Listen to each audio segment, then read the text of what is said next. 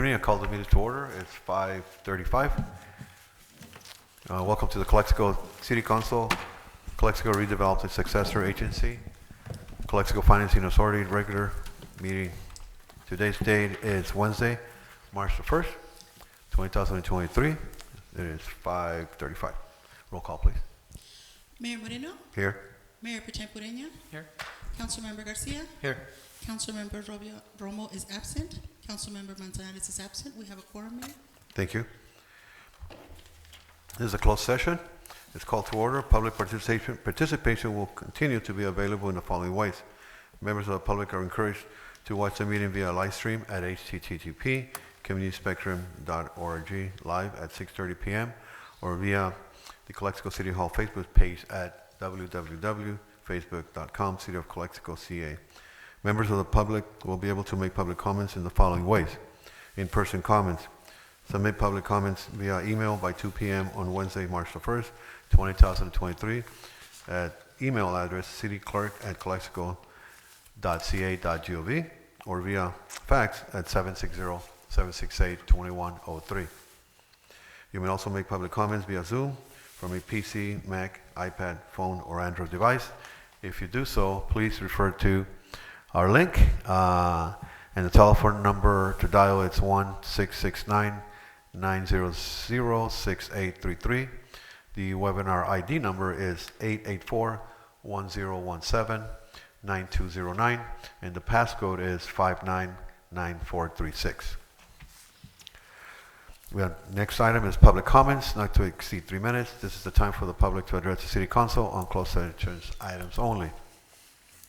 The mayor will recognize you when you come to the microphone. Please state your name and place of residence for the record.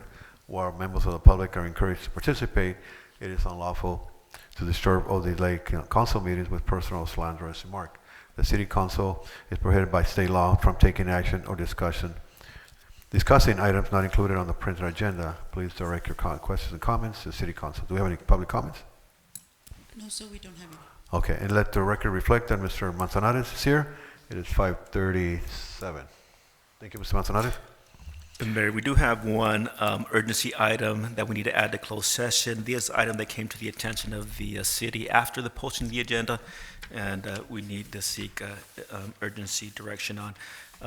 We're going to add under Conference of Labor Negotiators, under the employee organizations, we're going to add one additional employee labor organization, and that's a Certified Operators Association / SEIU Local 221. So we'll be adding that labor group to closed session as well. Okay, thank you, Mr. Campos. And it is 5:39. We'll adjourn to closed session.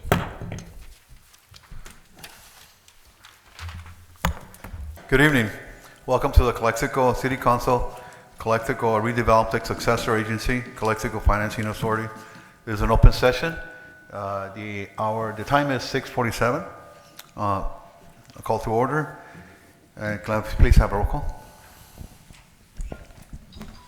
Mayor Moreno? Present. Mayor Pro Tem Ureña? Here. Councilmember Garcia? Here. Councilmember Gloria Romo? Here. She's on Zoom. Councilmember Manzanares? Here. We have a quorum, sir. Thank you.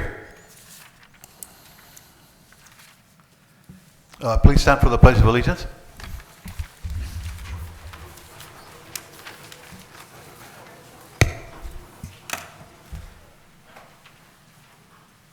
Ready? Begin. I pledge allegiance to the flag of the United States of America and to the republic for which it stands, one nation, under God, indivisible, with liberty and justice for all.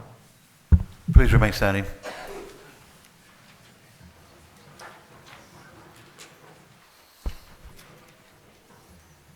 And I will lead us to the mission statement pledge. City of Calexico, mission statement. Together we pledge to provide effective and efficient services in a courteous and respectful manner to improve the quality of life for all in our unique border community. Viva Calexico. Mr. Ureña, can you help us with the invocation? Bow our heads. Dear God, we ask for your blessings tonight who have been called to lead our communities. Help us as leaders find the reasoning and the guidance and the wisdom to fix things, to learn what we need to learn, and change what we need to change, and listen to whom we need to listen to. Remind us that no matter who we are, that we treat each other with respect, with dignity, the children, the elderly, the poor, the hungry, the homeless. May we always be guided by the spirit of community, by the spirit of justice, and by the spirit of love. We pray this in your holy name. Amen. Thank you. Please have a seat.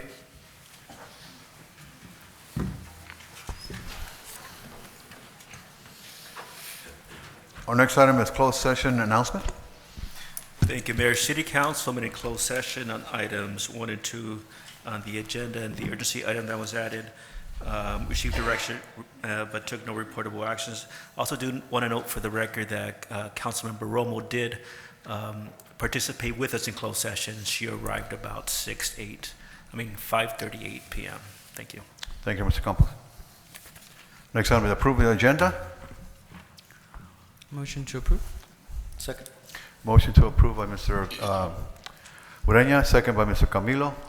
Roll call. Mayor Moreno, Yes. Mayor Pro Tem Ureña, Yes. Councilmember Garcia, Yes.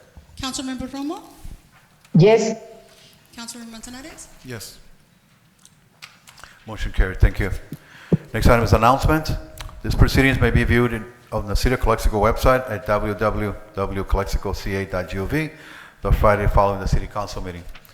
Committee office hours where Mayor Moreno will be held by appointment. Please contact the City Clerk's office at 760-768-2102 for scheduling an appointment. Next item is presentations.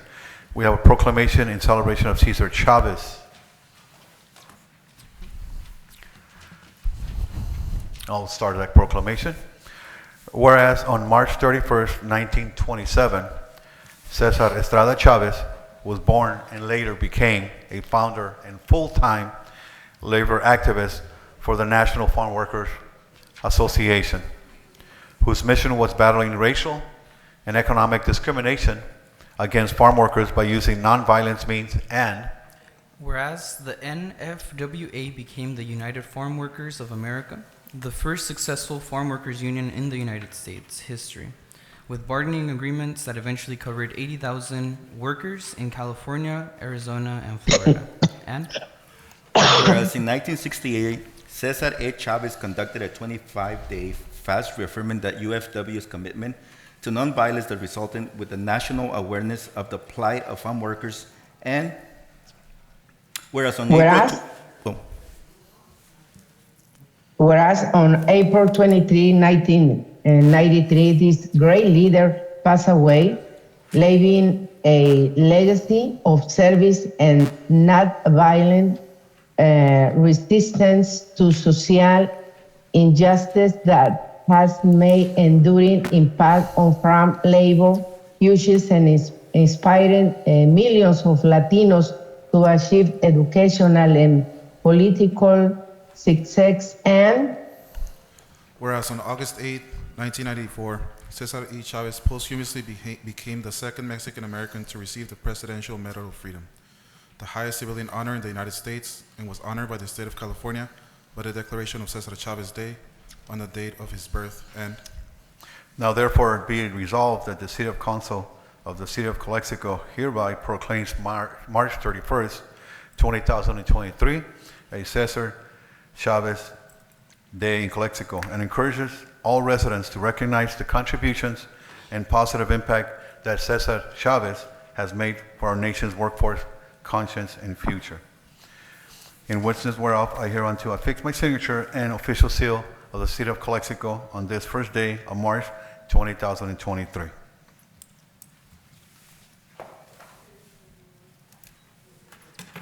And I believe I have Mr. Somebody in the audience who wants to come and present this too? And do you want to say a few words? Oh, absolutely, yes. Go ahead.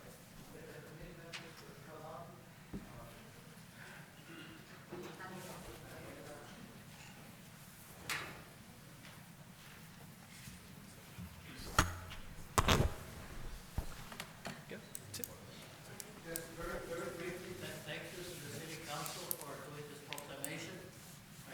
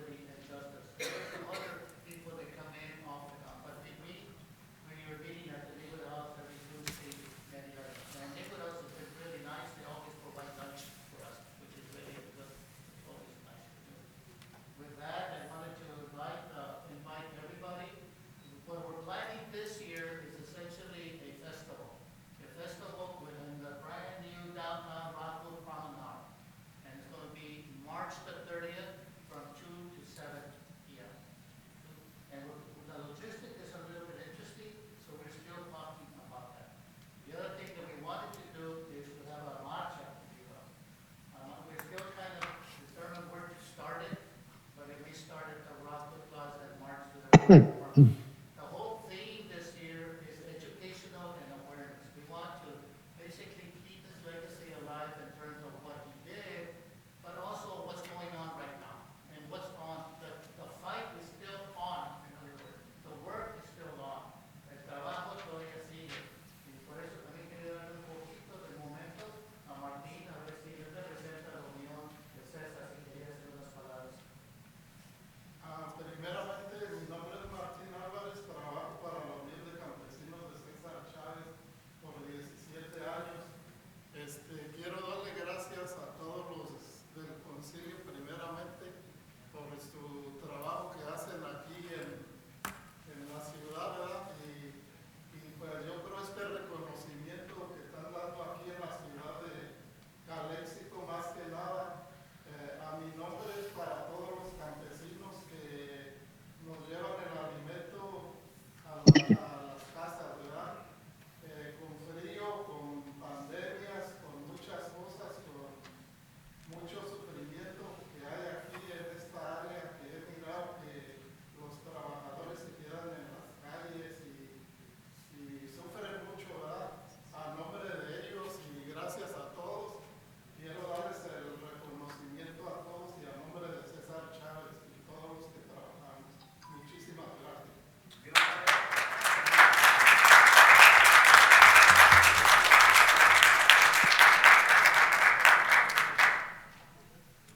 Pues de nuestra parte, la verdad es un honor, es un gran honor como organización aprender del movimiento y también ser parte de un vehículo de cruzar la historia de justicia y que se repite muchas veces. Y por eso ahorita nuestra organización, con el concilio y todas estas organizaciones estamos peleando por justicia porque las injusticias siguen.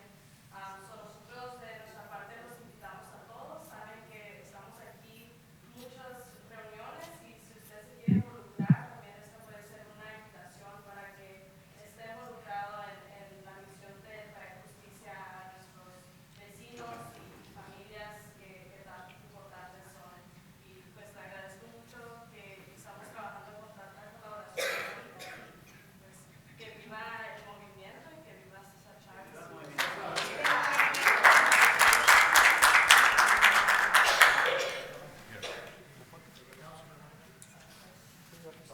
Sure, come up here. Better. Yeah. Remove the chairs.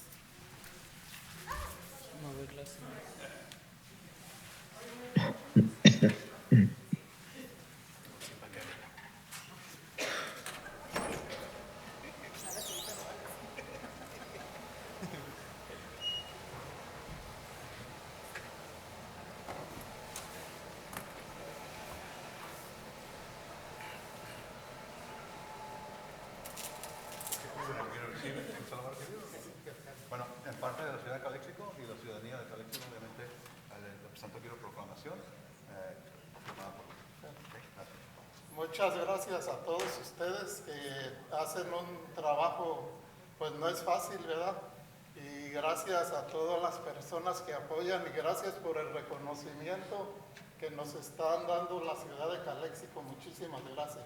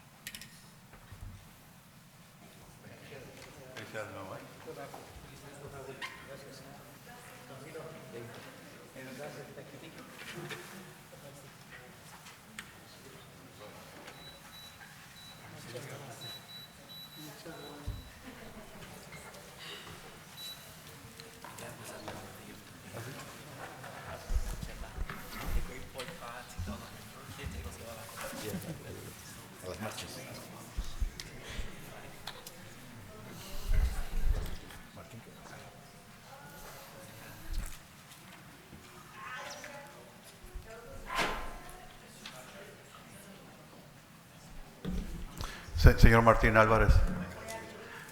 Señor Martín, ¿me permite unas palabras? Mire, le agradezco lo que hace usted, Fundación, le agradezco al señor Ortega, a toda la ciudadanía que está aquí, a Cabildo obviamente por iniciar pero quiero que sepa que estamos promoviendo un centro comunitario para campesinos.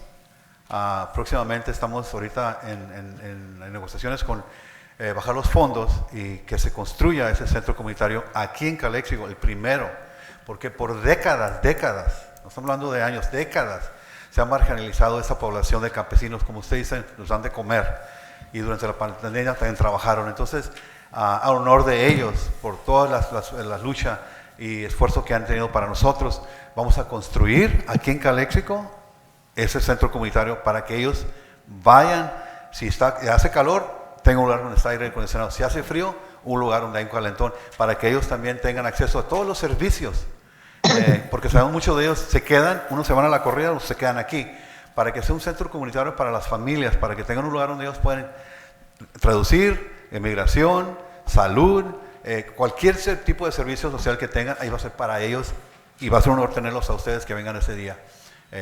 Primeramente Dios, estamos en eso ahorita y obviamente lo vamos a hacer acá para la población que son los campesinos, para darle gracias a todo lo que han hecho por nosotros.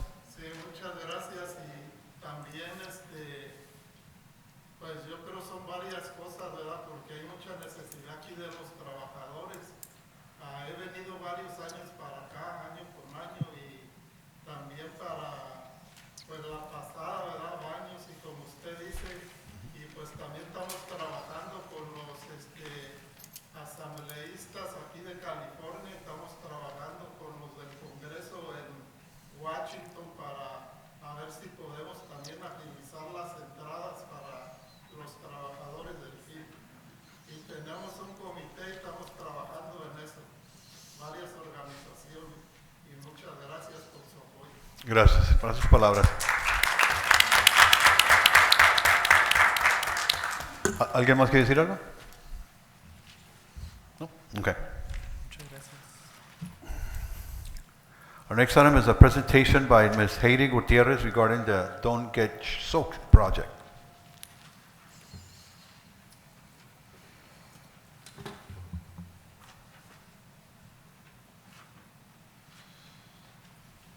Do I stand right here in the middle? Yes, you're gonna. Yes.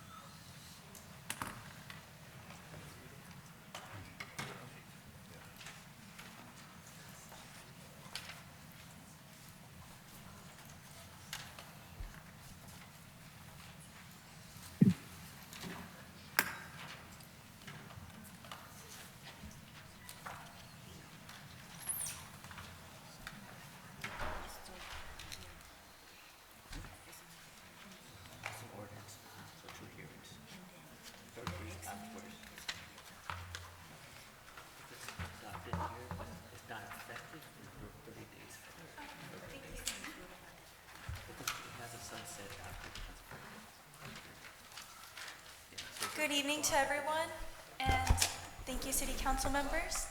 I would like to introduce myself. I am Heidi Gutierrez.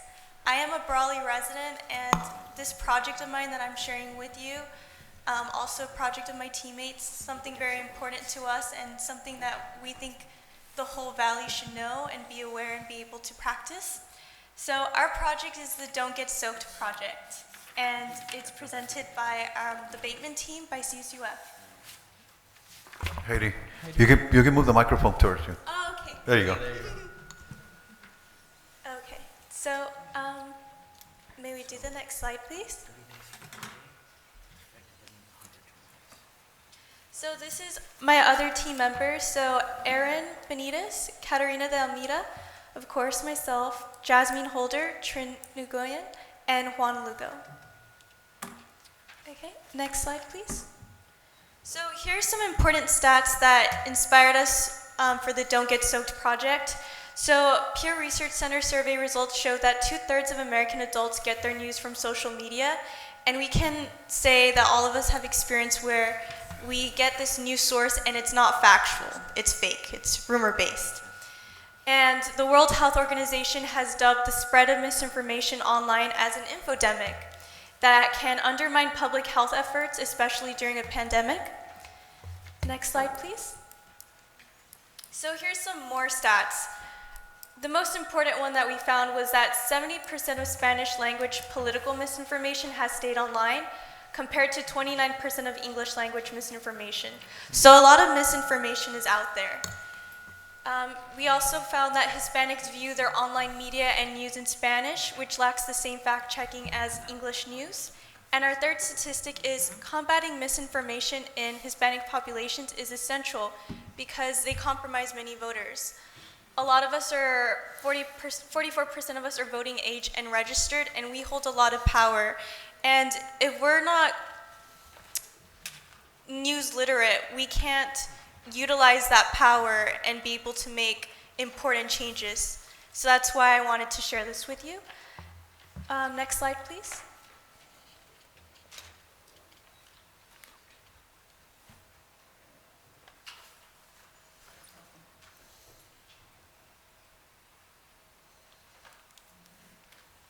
So a little bit about our team. We're a grassroots organization formed by, it's a total of 6 college students from Cal State Fullerton. I'm an alumni, I recently graduated. The Don't Get Soaked project, we aim to educate the Latinx citizens of Calexico and beyond. We want to target the whole Imperial Valley on the importance of media literacy and how to empower you and everyone how to identify and reject false information. Next slide, please. So with the Don't Get Soaked project, working with the News Literacy Project, and hopefully working with the City Council, we can create a more news literate valley. So the project established to combat misinformation in support of the News Literacy Project. And the News Literacy Project is it's a nonpartisan education nonprofit that serves as a resource to educate people on misinformation and teach us how to become more news literate. So if you click on their website, there's Checkology and there's Rumor Guard. They give you lessons on how to distinguish fact from fake, and also how to use the 5 factors to distinguish what is right. For example, if something is authentic, if it has a source, if it has evidence, if it has context, and if it has reasoning. And of course, by working with the City Council, we can represent your interests and the needs and betterment of our community. Next slide, please.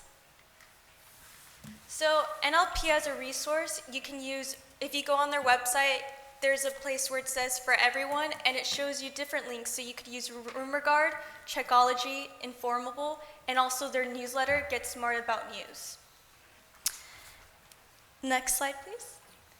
So here are different ways for you to take action for our City Council members, as well as members here at the City Council meeting, or anybody that is watching.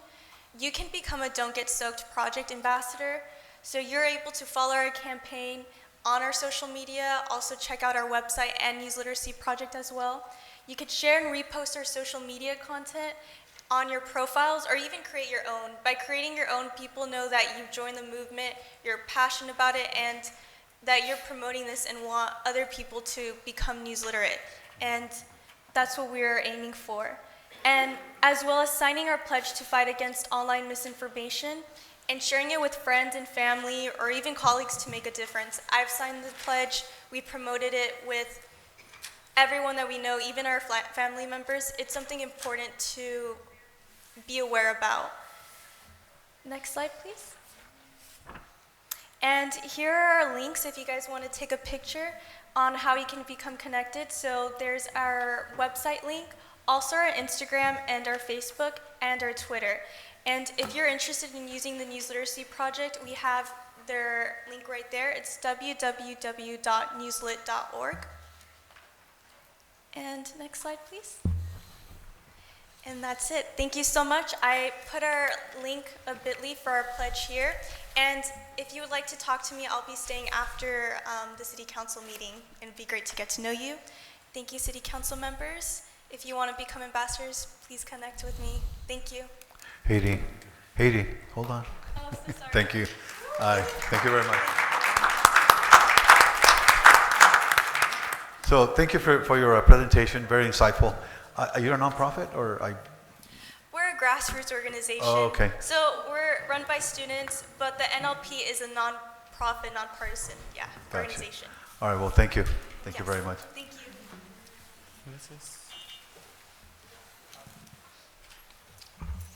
Next item is public comments, not to exceed 3 minutes. This is the time for the public to address City Council on any item not appearing on the agenda that is within the subject matter jurisdiction of the City Council. The mayor will recognize you, and when you come to the microphone, please say your name and place of residence for the record. While members of the public are encouraged to participate, it's unlawful to disturb or delay City Council meetings with personal or slanderous remarks. The City Council is prohibited by state law from taking action or discussing items not included on the printed agenda. If the item you wish to comment on is on the public portion of the agenda, we will take your comments when we get to the items on the agenda. Please direct your questions and comments to the City Council. Do we have any public comments?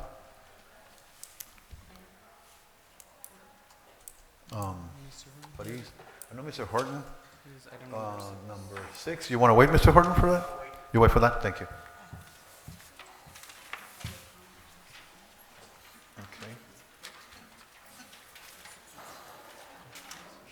Okay, so I have 1, 2, 3, 4, 5, 6, 7 comment, 8. I'm 7. Okay, this is general public. So I have 7 on different items, number of items on the agenda, and I have 2 public general comments. So we'll start with Mr. Jum King.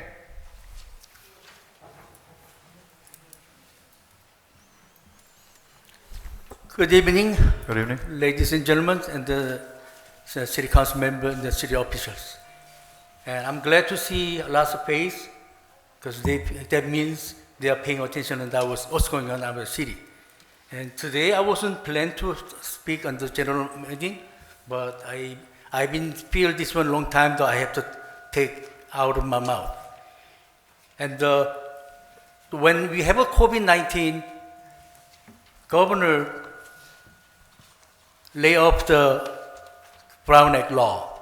Brown Act law, supposedly, each member is supposed to be presented it if they need to locate a high, if they need some kind of like a remote meeting control, they're supposed to approve it by the council prior to the regular meeting, and they're supposed to do it. But they lay off to the city, the Brown Act law is not for the public, not officials or cities, for the laziness. And I see they overusing it. I understanding emergencies is gone, but still allowed to calling the meeting with the remote meeting, which is Zoom, whatever. But it's, so public safety cause is been gone. Why we still abusing those convenience for the council members, not for the public? This is meeting public come to see, meet their own elected official, and speak what their concerns.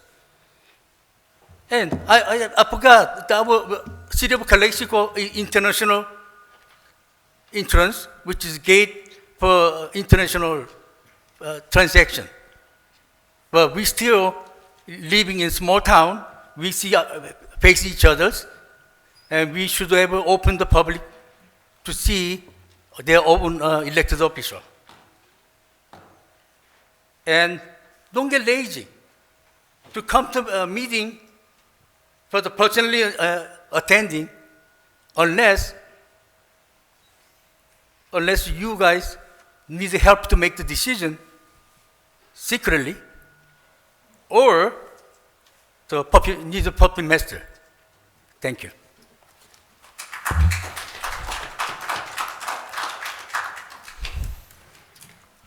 Our next speaker is Daniela Flores.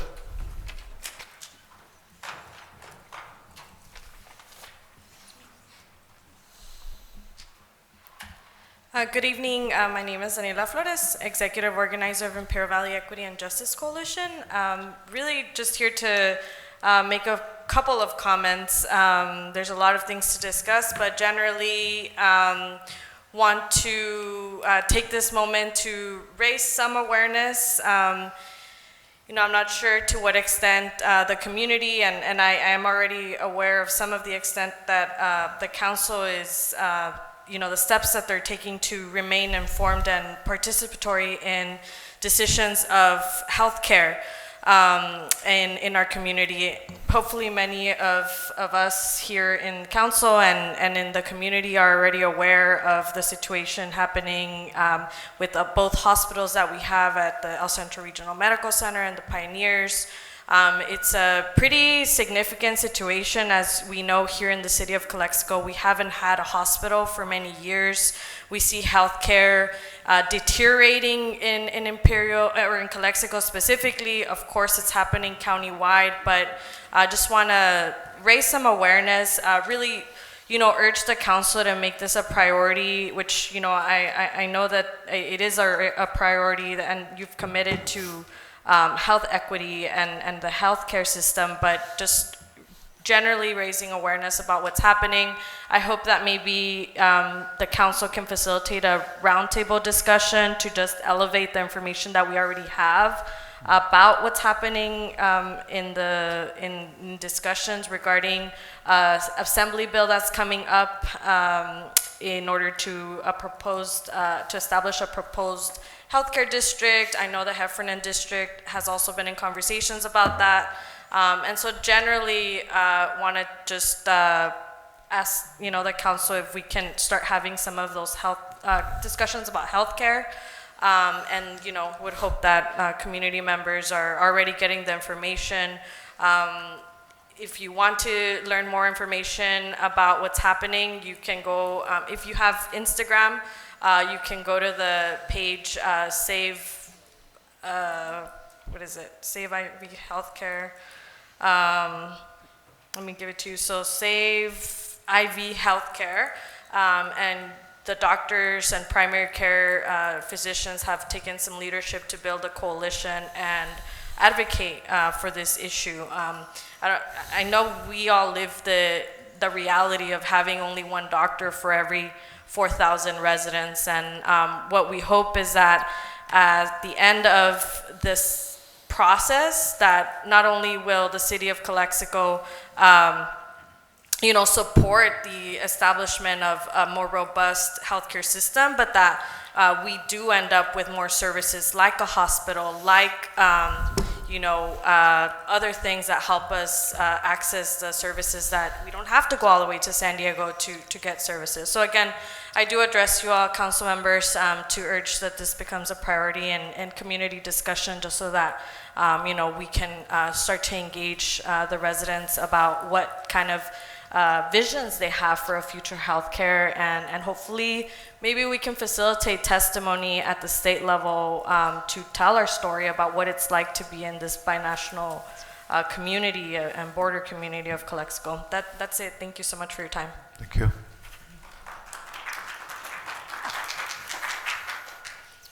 Do you have any online comments? Not from, okay. Our next item is city manager report. No report? Okay, thank you. Any commission no reports? Mr. Peroni, where are you? I know you're the chair for the bid. I just wondered if you had any comments. Okay. The next item is consent agenda. All matters listed under the consent calendar are to be considered routine by the City Council. City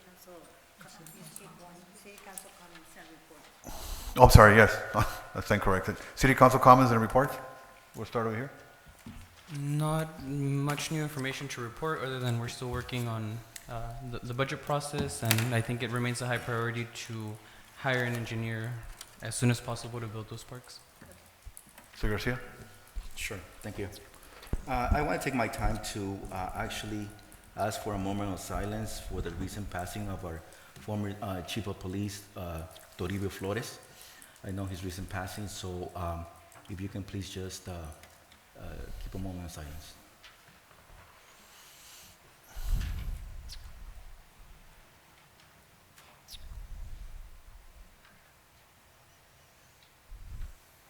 Thank you. And if I can invite, I don't know if, I know Sergeant Legaspi or Ms. Norma, if you would like to say a few words. I know I didn't have a chance to meet Mr. Flores, but I know that you're family members, so if you would like to say a few words, I invite you to come up.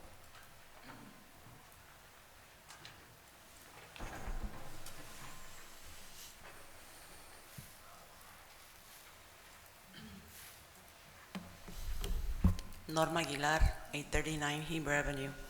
Thank you, Mr. Garcia, for the moment of silence. I think I'm going to hold off on making a extended statement because really the family is been informed that there will be a recognition for him on the 15th of this month. So I'll just not say anything right now and let things happen as they do. But I do want to take the moment right now to thank the Calexico Police Department, the Calexico Fire Department, Mr. Legaspi, and all the officers and people involved in doing a very last minute last call for Toribio. And that was very appreciated by the family. Thank you. Thank you. Mr. Legaspi?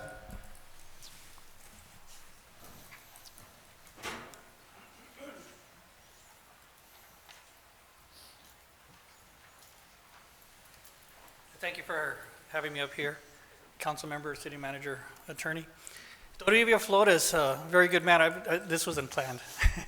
He's a very, very good chief. When I first started here, he was a commander, and one of the best commanders that we've had. He was a very caring, loving person. He was a person that you can go to and talk to anytime you had any issues. He was a people person, a good-hearted man. He is the one that every time we would show up to these hard calls, remember Javier? We would show up to these calls and we were tired, and then we would be handling a homicide, and we would stay over for 16 hours straight. We would take off our uniforms. We would just sit there and do our reports, and then he would walk in. We were all tired, and he would say, "Querían hacer policías." He would always make that comment, right? He always wanted us to be police. He wanted to be a police officer. That's the job that you chose. A very good, honorable man, a person that we've all trusted. And it was a pleasure, Norma. Thank you. It was an honor to have done what we had done for our fallen officer. He's always a man in blue, always a person that we will always continue remembering in our hearts. Thank you. And God bless you, Toribio, Chief. Thank you. Thank you, Victor. That's it. Mr. Montanaro? I had a few meetings, including the one that was previously mentioned regarding the neighborhood house for organizing the event that's coming up for the promenade. Just to keep it brief, I really want to invite the community for the next ICTC meeting that's going to happen on the 22nd of March. I believe that the vote might be on the table for the $250,000 allocations for the city of Calexico. That if we don't get it, we're gonna be pretty much in trouble financially. So I really want to invite the community to come out and support, make your case. I was at the last ICTC meeting, and there we had a private citizen from Calexico actually going and advocating for that allocation of money. So if you are able to, I really appreciate if you could come by. I'll for sure be there advocating for the city of Calexico. Thank you. Thank you, Mr. Manzanares. Mrs. Romo? I have no comments. No comment? No comments. Okay, thank you. I knew Chief Flores, and my first ever contact with Chief Flores. I was a teenager, and he gave me a ticket for a ride on a motorcycle without a license. It was a tough guy. So, and he actually recruited me when I went to the police department. He was a mentor for me. He was a father figure. He was a friend. He was very tough, and he was very firm though. Very people's person. He just had a vision for people who knew it was going to be better for the community. I got a lot in trouble when I was growing up in law enforcement, and he was a mentor. I'm here to this day. I owe him my law enforcement profession of 34 years because who he was in my life. He made a great impact. Norma, my condolences to you and your family, and so my deepest condolences. But he was a very good person for me. Like Victor was saying, quería ser policía. That was his famous statement. And yes, I did want to be a police officer in him. So he was my chief. I met him when he was a police officer. Then he became a corporal, a sergeant, commander, and then he became a chief of police. So he was well respected in the community. And so I'm going to miss him greatly. And I know the community is going to miss him greatly. So with that said, thank you.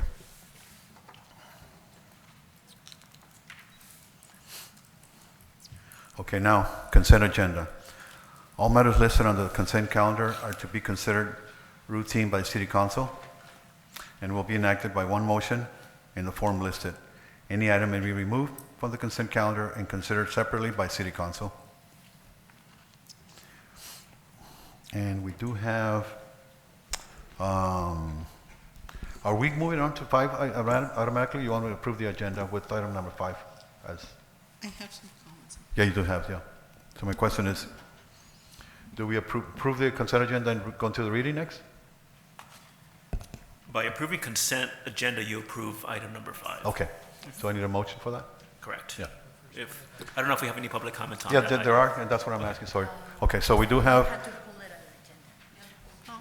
You could hear the public comments Can on we go whether or straight not to you the want to comments? pull it as okay, to good. City Council. So we do have one on item 5, and then we have how many?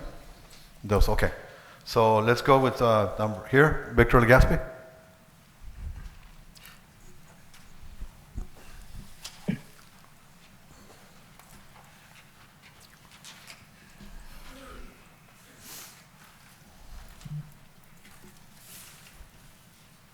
Again, hello, councilmen, Hello.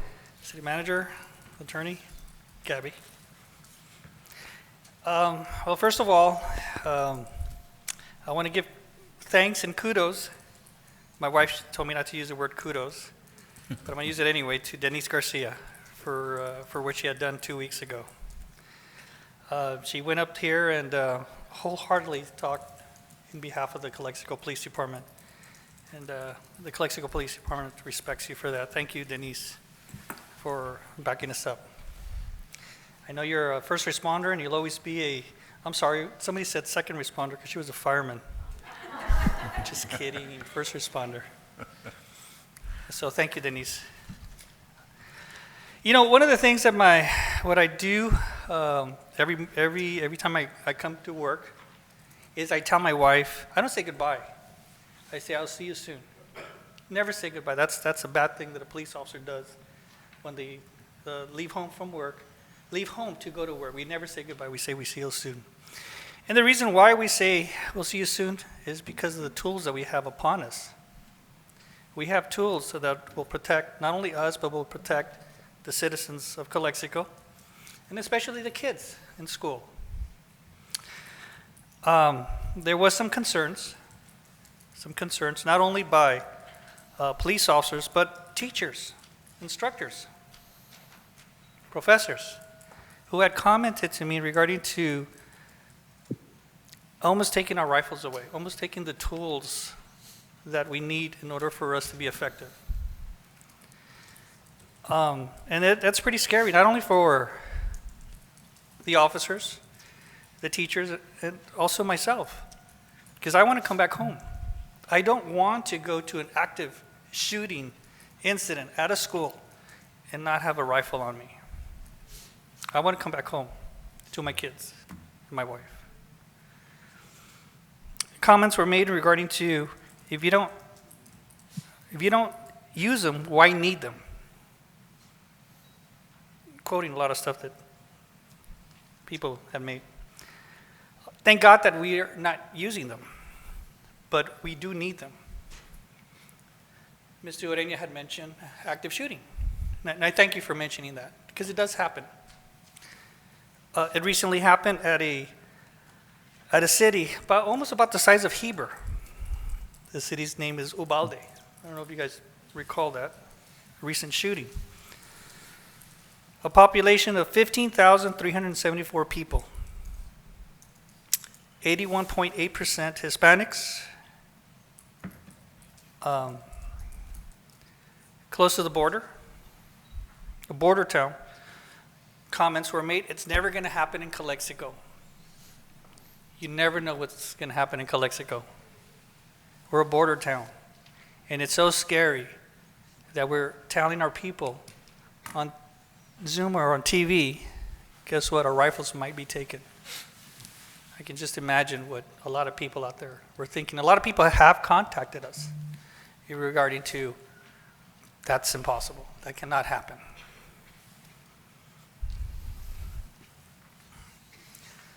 Comments were made regarding to the type of uniforms that we wear, the equipment that we wear.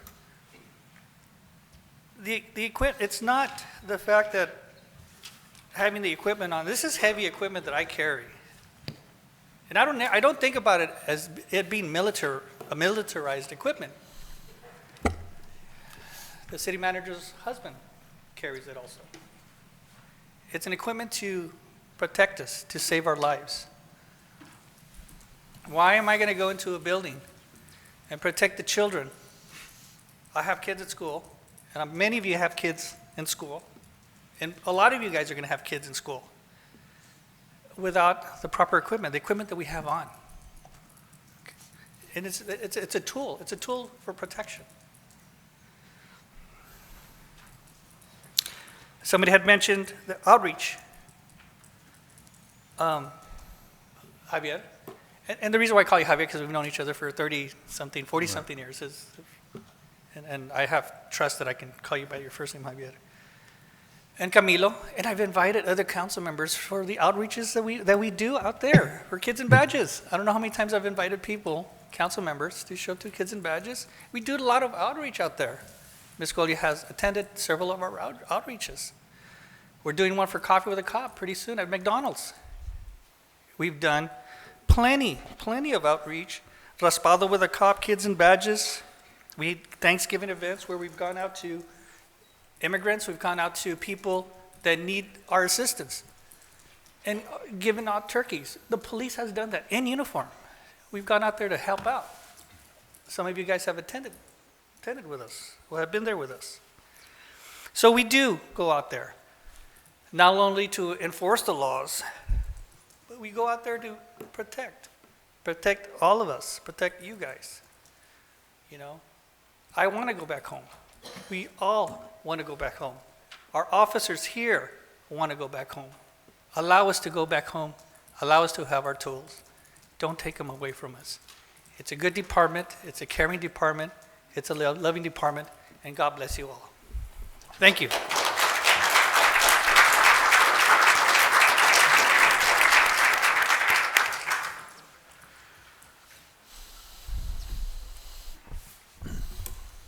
Do you have any online comments on that?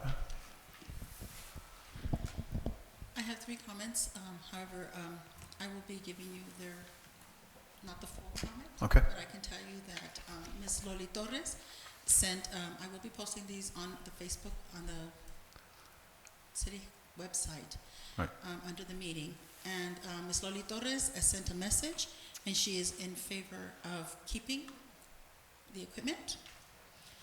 I have Ms. Areli Hernandez, who is also in favor of keeping the equipment. And I have Ms. Zoe Garcia, who is in opposition. She wants not to stay. Okay. Thank you.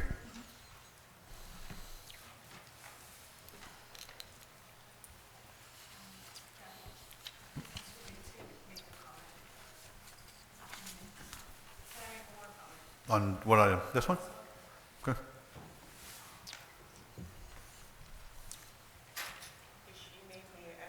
Yeah, sure. All right, well, good evening again. Daniela Flores for the record, executive organizer with Ivy Equity and Justice Coalition. And just so that it's on the record for the second reading, want to reemphasize the points and the comments from the first reading, and really emphasizing that, you know, just in response to what was just said, I will never go to one of those events. Those events are not necessarily places where you cultivate trust with certain parts of the community where, you know, I personally, as an organizer, have seen what happens outside, and even in our local community, when as soon as there are public demonstrations for expressing public opinions about the administration, those same equipment that you're talking about start to become a threat to my safety, to the safety of others that take stands of justice. So it isn't to protect all people, it's actually, those are the weapons that would threaten my own life. And so it is something that goes beyond raspado with the cop in terms of outreach and cultivating trust. And really, I'm here again to say that's not how we define community safety for everyone. Maybe some people think that, but when we talk to the masses, it's important to hear what safety is. And frankly, I understand why some council members probably don't go to these events. I think we need to really think and honor the kind of harm that has been done with law enforcement, generally with community members, and think for other solutions to engage in discussion about safety. But again, just really emphasizing the stand that Imperial Valley Equity and Justice Coalition has taken on this. We will continue to reemphasize the message, and you know, just wanted to be on the record that we are against. We want to ensure that we take a look at the equipment that's being recommended, and that we take a very critical look and see which of those we do need and which ones we don't need, and we start cleaning and doing some cleaning in the inventory. Thank you. Can I get a word? Yes, hold on. Norma's first, Franks. Go ahead, Norma.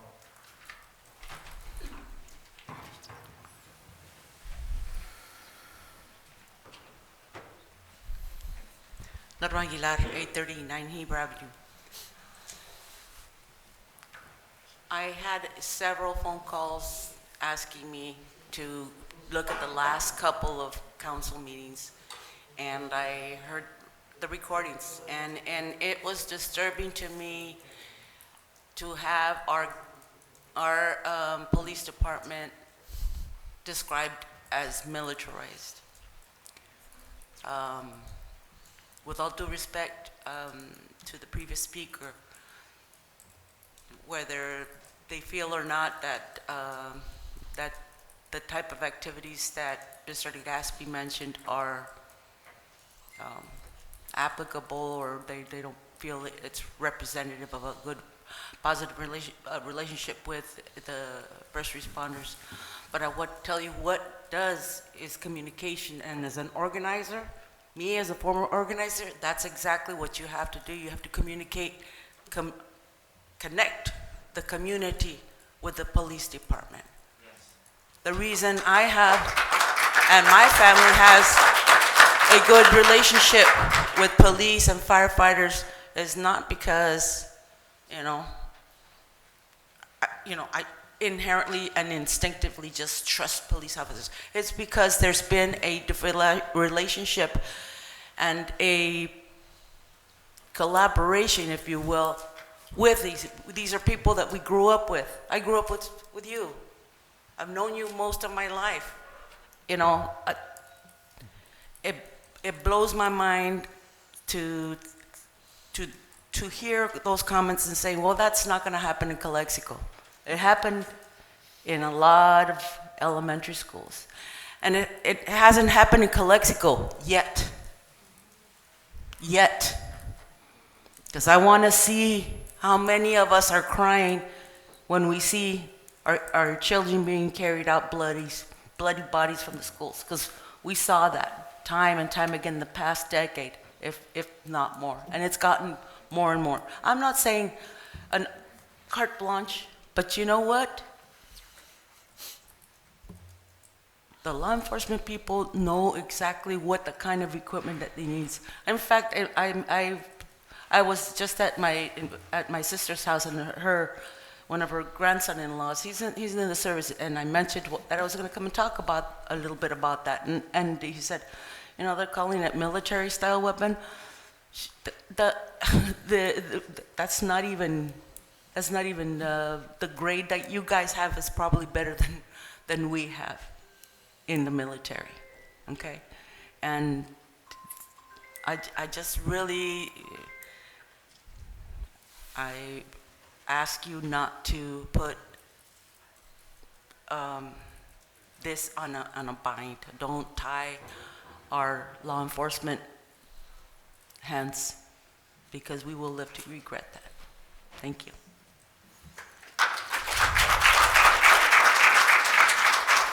Got you.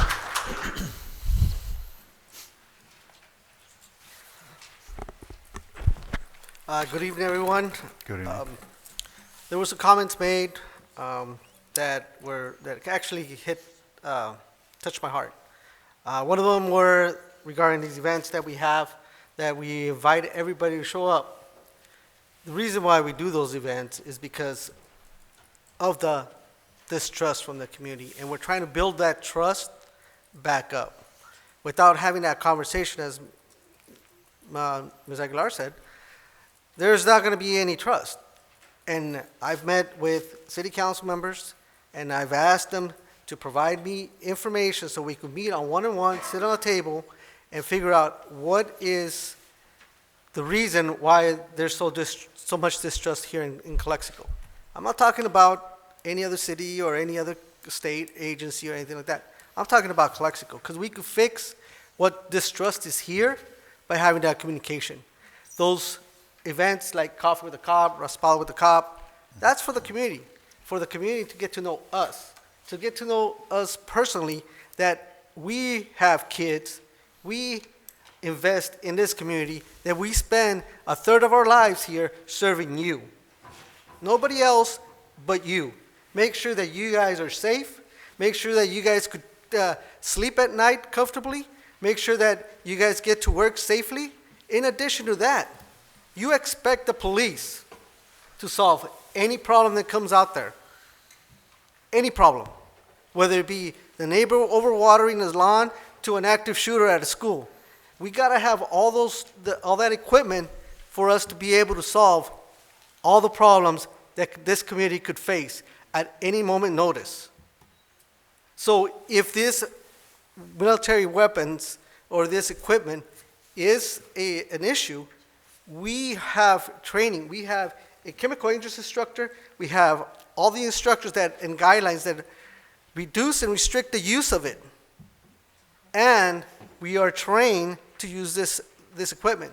Additionally to that, we have supervisors that are supervising the officers on the field to make sure that they don't abuse these items. And if there's distrust, come talk to us. We're human.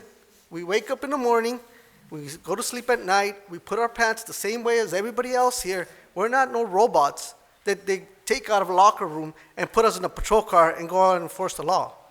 We're here because we care about you. We are here to provide your safety. We're here to give our lives for you. Don't trust us? Fine. We're here. We want to help you, and we'll run into the fire or gunshots for you. Nobody else. Thank you.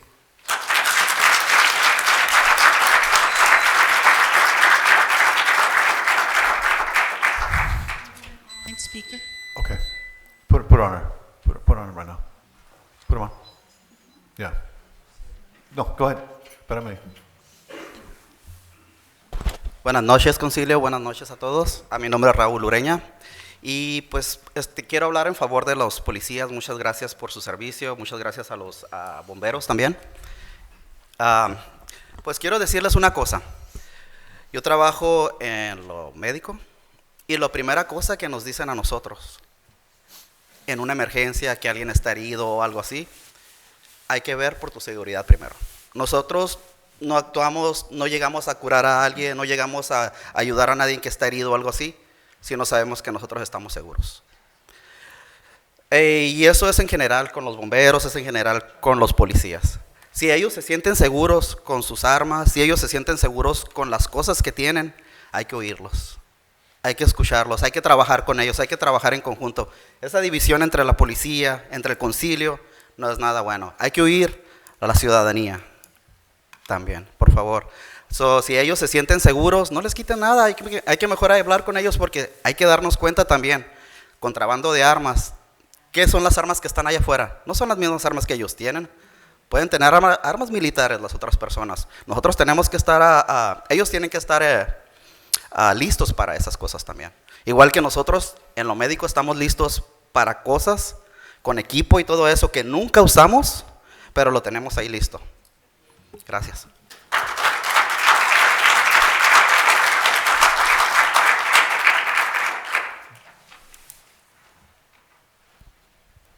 I have former Chief of Police Gonzalo Gerardo on the line. Okay. Go ahead, Chief. Hello, can you guys hear me? Yes, we can. Okay, here we go. It's been a long time, ladies and gentlemen. I'll try to make this quick. As many of you guys know, I don't talk too fast, but here it goes. First of all, I want to say good evening to all the city council, all the citizens of Calexico. I wish I could have made it, but unfortunately, I did not have time to make it. And I want to start off with something that I wrote off to you guys, and it comes out of Matthew 5. Chapter 5, verse 9. And I had this in my office for council members that got to visit me, which is, I think, most of you except for Mr. Manzanares. I had it up on my wall and it says, "Blessed are the peacemakers, for they will be called the children of God." Well, I'm not saying that we're better than anybody else, but we are the peacemakers, and not everybody has the courage and the fortitude, actually, stomach fortitude to go out there and do a job that, until recently it is a very honorable job, but recently there is a lot of people getting hurt. First of all, like I said, I'll introduce myself. My name is Gonzalo Gerardo, and I'm an honorably retired Calexico police chief in Calexico again. I probably served the community for over 30 years. After so many years of attending city council meetings, I thought that I would not have come to here. I mean, I was going to come there in person in front of you again, but now I'm doing it over Zoom, and I'm sorry if I mess up because I'm reading this. I'm here to voice my concerns about taking away vital equipment needed by the most outstanding police officers in Imperial County. Per capita, I can tell you, pound for pound, you do have the best police department in Imperial County. The thought of taking away the patrol rifles is the most irresponsible, and don't take this bad, irresponsible and ignorant topic this council has ever come up with, or a council has come up with. And by 30 plus years, I was a chair of the Imperial County Major Crimes and Homicide Task Force for 4 consecutive years. I was a liaison sergeant and lieutenant with the Mexican authorities. And for the last 2 years of my career, I was the chair of the Imperial County Chiefs and Sheriffs Association. I've given you a little bit of background for me, but let me tell you why. Let me highlight, this is what we need, why our officers need to be kept well equipped. And trained is very crucial when it comes to them, not only with rifles, but everything else. Let me make you aware that, that this world is more violent and criminals are getting more brazen nowadays. Why is this happening? I think it's just a shift. The laws are more lax. The people are not being treated well. People are not being put on parole and probation. Nobody's supervising this. A few weeks ago, a Riverside Sheriff's deputy was shot and killed by a violent criminal who should have been in jail. Let's not forget the increase in mass shootings around the country. Uvalde, Texas, which I visited many times because I have friends and families there, was a small community, smaller than Calexico, that thought nothing was going to happen. And look what happened, tragedy. Okay? Some of you think that, they're making all guns illegal, like Mr. Ureña said, Senior said, these people out there, these criminals have better weapons than what some of your police departments have. Okay? I worked as a liaison officer with Mexicali. And you got to remember that, the Sinaloan cartel is in control over there, and they have these weapons.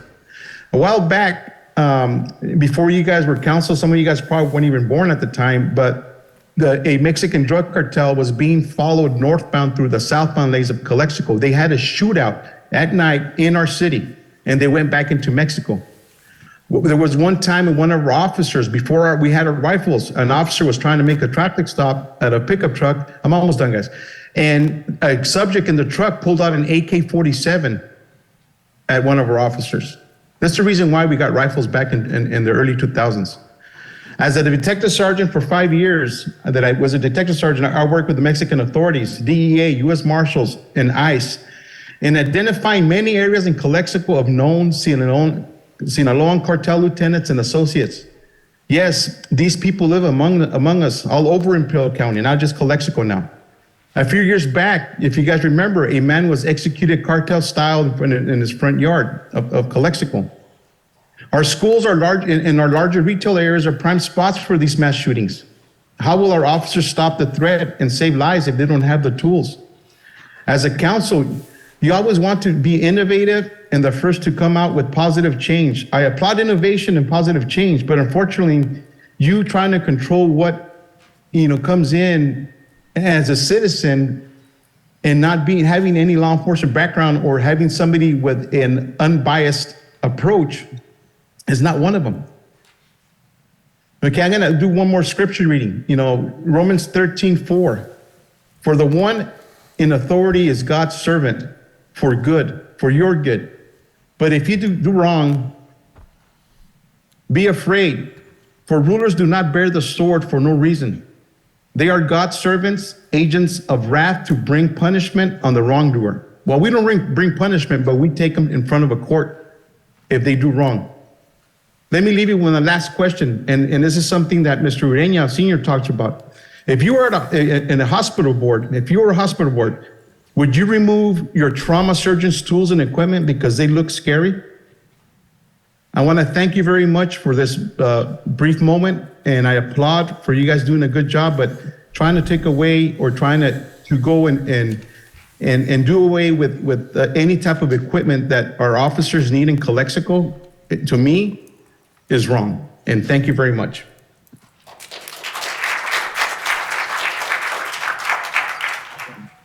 Our next speaker is Sean Sundell.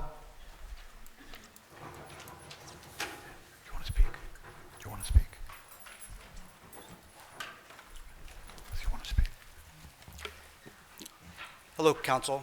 My name is Sean Sundell. I've been with the Calexico Police Department for 20 years. I'm the subject matter expert for chemical agents and firearms. If you take away our chemical agents, this is what is going to happen. We are equipped with less lethal shotguns. You're going to push us to use it lethal when it could have been a less lethal situation. This Senate bill or Assembly bill will take away our ability to use less lethal shotguns. Same thing with less lethal shotguns. And I'm saying less lethal because that's what it's designed to do. It's designed to create a less lethal situation. Gas. There's been some misconceptions on when we can use gas. And I actually would like to give a larger presentation on that. There are 11 conditions that have to be met in order for the police department to use gas. They cannot use it indiscriminatory anymore. The actual person who's causing the problem, causing the violence, has to be singled out, and you can't just spray everybody. There's 11 strict conditions that have to be met. The last condition is the commanding officer has to authorize a chemical agent. If you take that away as well, if we have a barricaded suspect situation, there's one or two things that we have to do. Number one is go inside of there and neutralize the situation and put our lives at risk. Or number two, disengage and call an agency that has that equipment that you're planning on taking away from us. Remember, other agencies do not have to follow the Senate bill. They don't have to get authorization by the City Council. They can use whatever that they want. We need AR-15s to pierce through soft body armor. This is soft body armor. With a 9mm, we'll only go through 4 layers of this. A shotgun slug will only go through 4 layers. A round from an AR-15 will go through 11 layers of this. If somebody's wearing soft body armor and all we have is pistols, I am going to get killed. And so is my partners that honorably serve Calexico every day. We can't defend the community.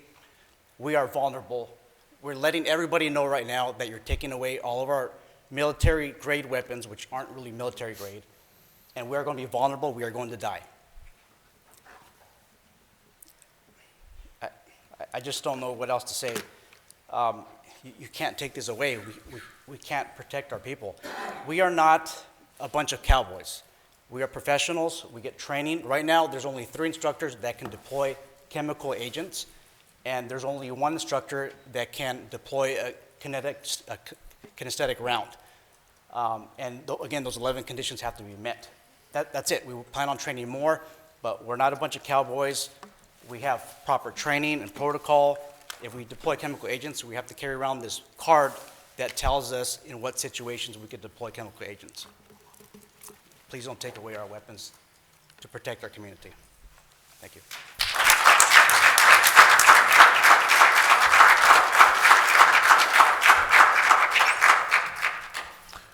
Anyone else?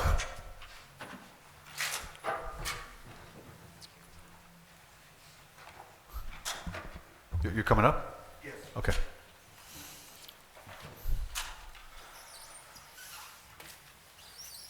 Hello, good evening. Good evening. Oscar Pesquera, if you reside in El Centro. You know, I just want to, it's brief, because we all been touching on the same subject. I've been here with the city for well over 20 years. I met some of the old police officers, some of the new police officers. The scenes that we've gone with them, when dispatch tells us, see the stage, means the scene is unsafe. We have to stay. You've seen those scenes before. So we stage a block away, 2 blocks away, where it's safe, so they can do their job. Now, if they get hurt, or unfortunately they hurt someone else, we are there close by. It has happened before. It is not a good scene.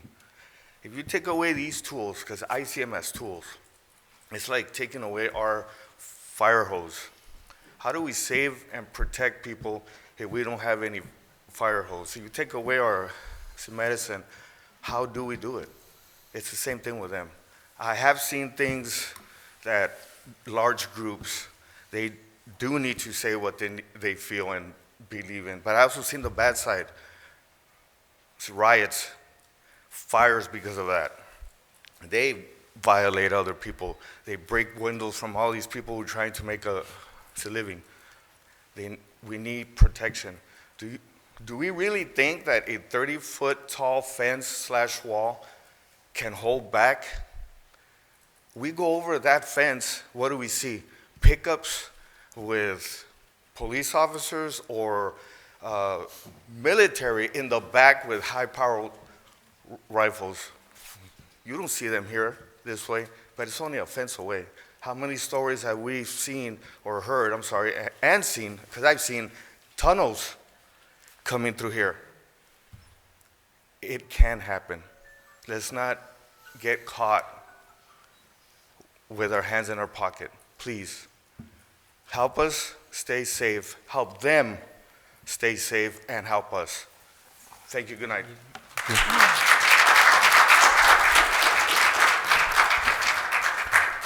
Anyone else? Nope. Any comment? I do have a very, very brief comment just for clarity and real clarification on what this item is for the community.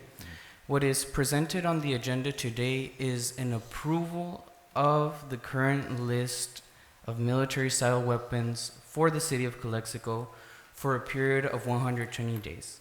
What is on the agenda is to approve not to take away these arms for 120 days. Why 120 days? The state is mandating that we do a review of these, and it's a review that we do take seriously, that we do want to take our time to have these discussions. I'm very appreciative of the technicality that was brought into this discussion, the specificity that was brought into this discussion.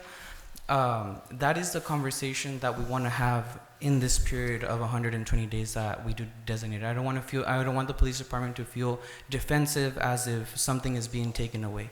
If something were to be taken away, it would be on the agenda and it would say, we're taking away rifles, we're taking away tear gas, we're taking away this, but that's not on the agenda. What's on the agenda is an approval, a conditional approval for 120 days of these military-style weapons, and under which period of time we're going to review collaboratively in conjunction with the law enforcement partners and our law enforcement department here in the city of Calexico so that we can achieve the most transparent result that does protect our public safety, that we do hold highly and do keep in mind. I'm glad to see a lot of public support for the safety of our city employees. Unfortunately, when I was at the last couple of ICTC meetings, I've been fighting for the traffic controller safety alone. I really do implore the city employees, if we're going to stand in solidarity, that we stand in solidarity with each other all of the time.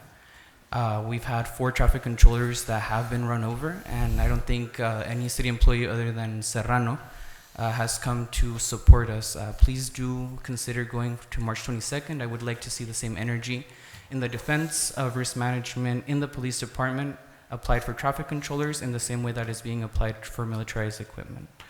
So let's just keep things clear. I'm very proud of everybody for the beautiful conversation that we're having and awaiting beautiful outcomes in these 120 days of discussion. And with that, a motion to approve.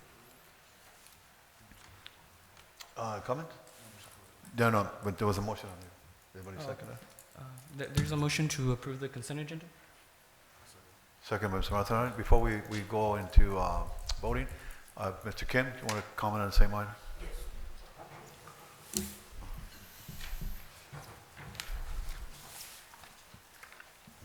Okay, first of all, I want to have a fair judgment for everybody's.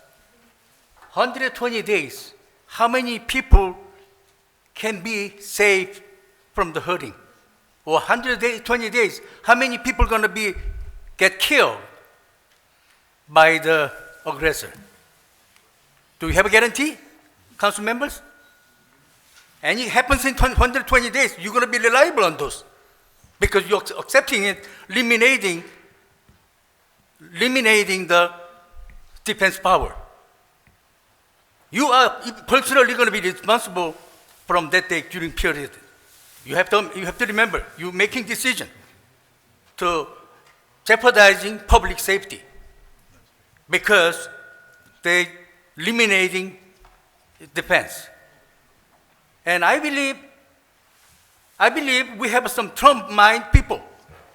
What Trump is saying, because the Latin people, they're all criminal, so they have to limit the come to the United States. Same mentality you guys bring in here to eliminating our safety defense line.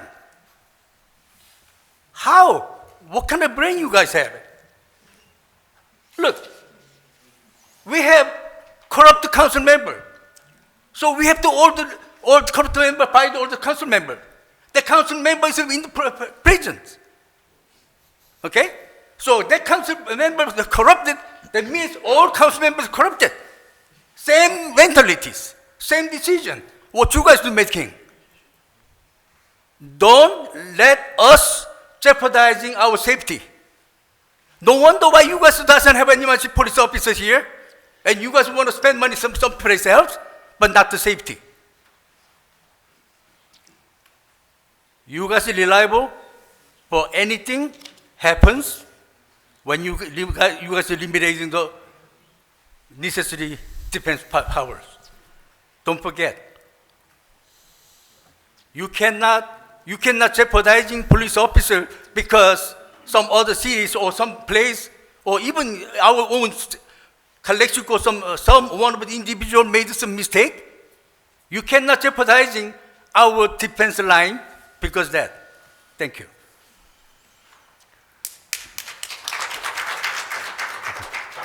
All right, so there's a motion on the floor to approve, motion made by Ms. Ureña and second by Ms. Nacionales. Roll call.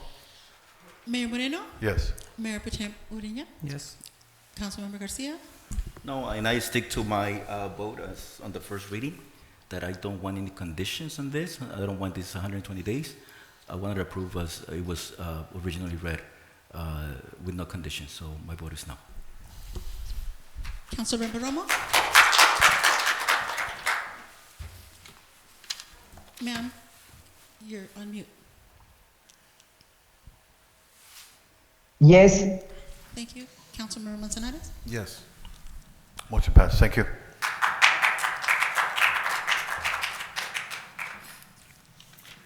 Okay, so now we have a motion on the floor to approve the consent agenda, right?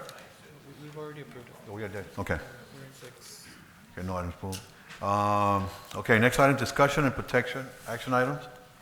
Number 6, potential notification of a current lease agreement with the Chamber of Commerce for Greater Calexico. And we have 2 public speakers. Do we have any online for that? No? Okay, the first one is Mr. Kim. Yes.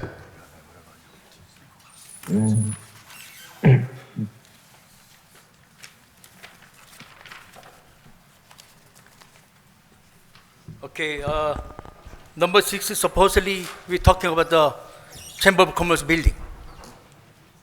First of all, Chamber of Commerce building, when they built it, condition were Chamber of Commerce building, Chamber of Commerce built the land of the city council. So which is city council, city doesn't own the building.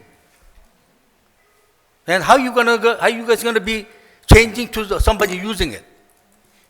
And I have some find interesting activities.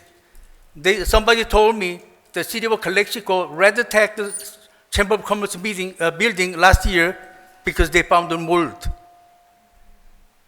So how nice they try to protect the citizens instead of they helping them to at least they can managing the duties at the building, and they rather take the building. And same time, city of Calexico has a bunch of the mold and the traffic control and the fire departments. They used to have it. They never detect it. They're forcing our safety officers to taking all the disadvantage of the mold. It's how bad it is. And they found the mold. They rather take the Chamber of Commerce building, so they cannot use anymore.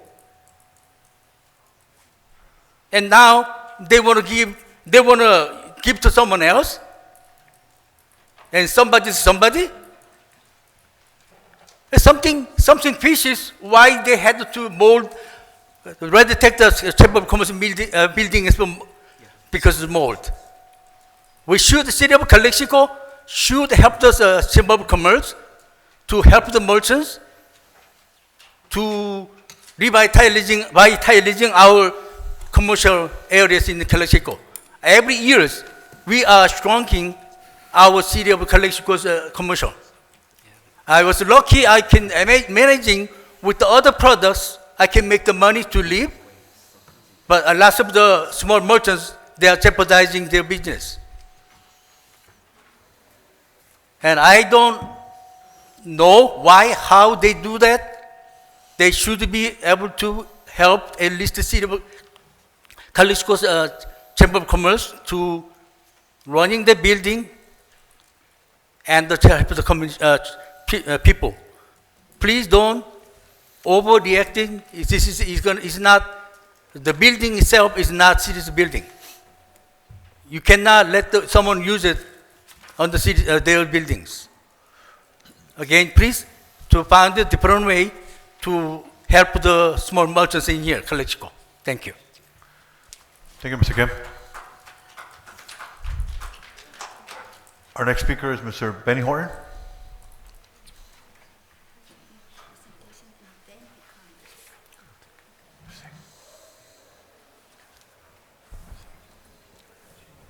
City Council, distinguished members of the community. I want to thank Mr. Kim for giving us a little bit of history. And I'm going to say something. Just because you can do something, sometimes it doesn't make it right, ladies and gentlemen, and City Council. We came to the city with a proposal, and we had the understanding it was going to be presented to the City Council. It never was. And I'm somewhat taken back on that part. We did everything in good faith. Now, the building is in question. The land is not. The building is. Now, for some reason, I hear that there was mold, suddenly there's no mold. The building couldn't be used, so we had to vacate the building because of safety. Now I hear that somebody's going to be utilizing the building. Ladies and gentlemen, and the distinguished members of the City Council, how many of you have ran a business? Anybody? Not really. I have too much student loan debt. Okay. I think we have a question there. Now, I'm sure we look upon the audience here. We have several people that are running businesses. How much support is the city really giving the businesses of our community? Okay, I think I heard it. The Chamber of Commerce are revamping themselves in order to help the businesses of Calexico. How many times did the City Council, in their decision to have us vacate the building, ask us to give them an update of what we're doing to improve the business atmosphere for the business community? How many times? Now, suddenly, they have an idea that they're going to have us to leave the property, and we had a plan, and we gave it to the city manager here, and we were under the impression we were going to be presented to the City Council as a whole. But 2 city councils said, don't do it. I don't know who they were, and I won't be pointing out that, but you know who you are. Now, ladies and gentlemen, this is our City Council. We have lost the Christmas parade. We have lost our mariachi. And we used to have the cavalcade parade. What do we have in this city that really draws people to this city to come here now? Nothing. Now, they want to say that you don't deserve to have a Chamber of Commerce in any shape or form.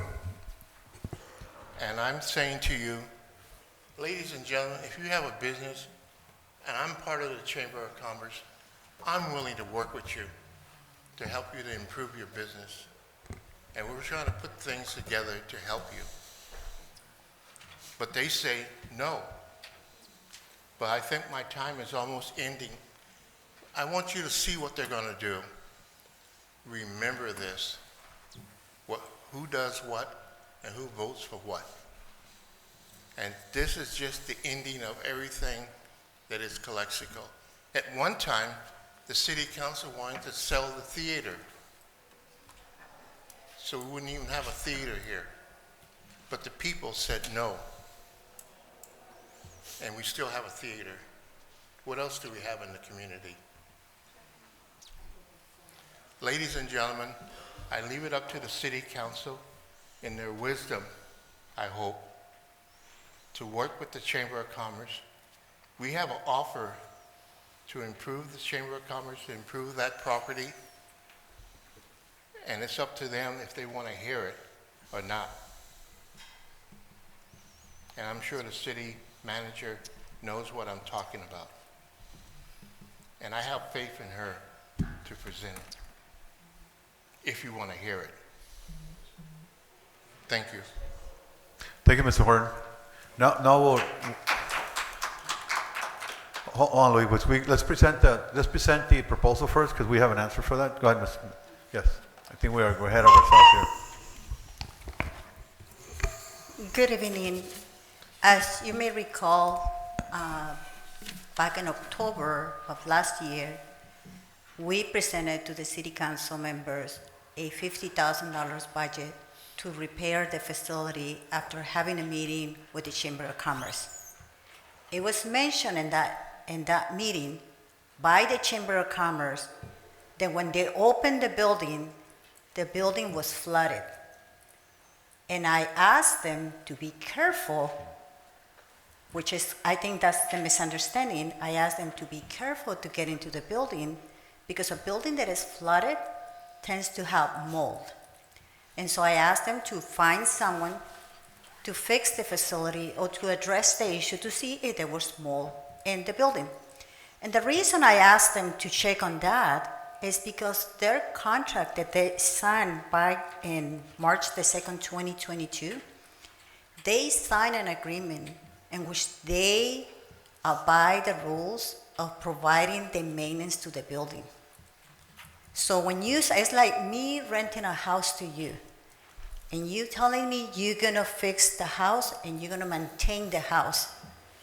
If you don't maintain that house, guess what I'm gonna do? I'm gonna take it back because you're not taking care of the building.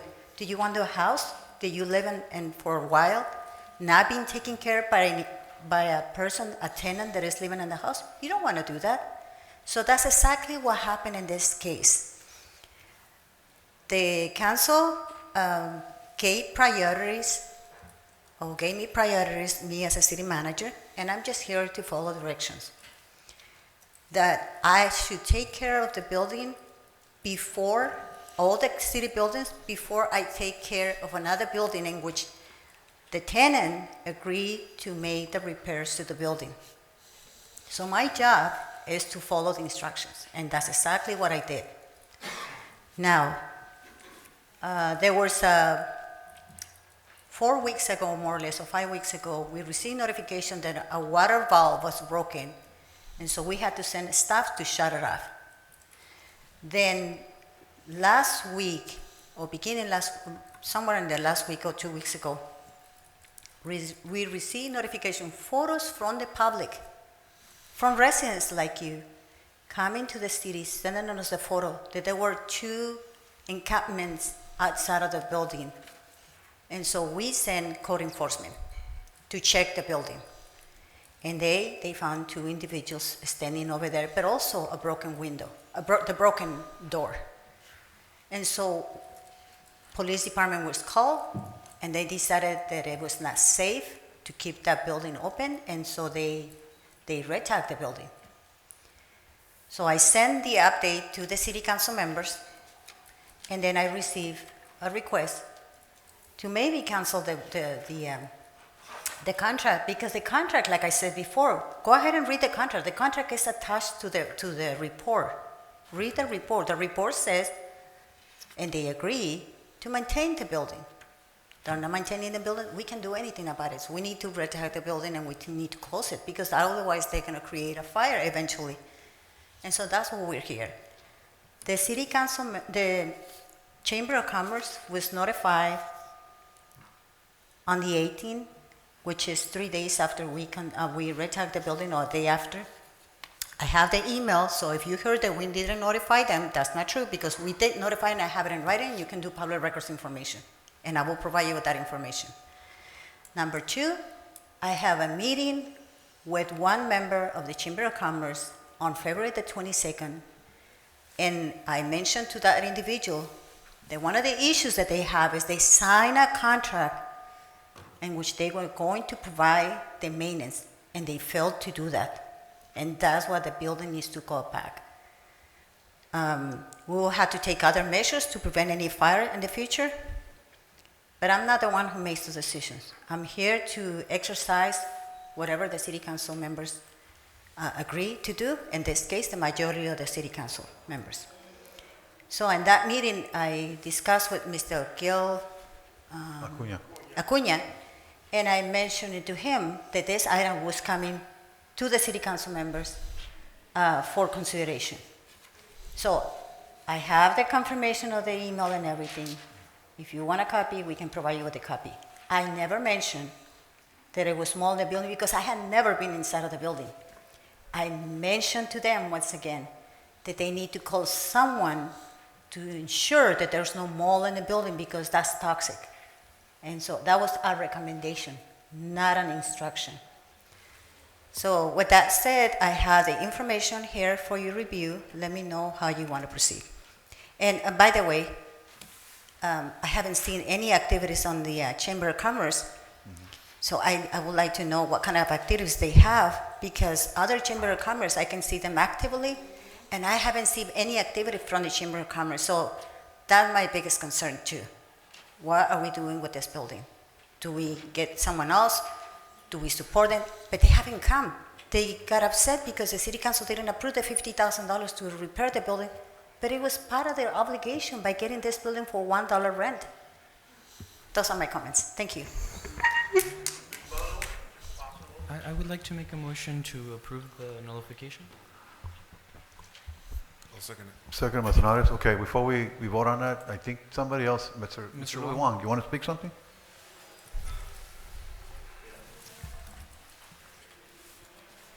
And Mr. Benny Horton, you also want to speak after him?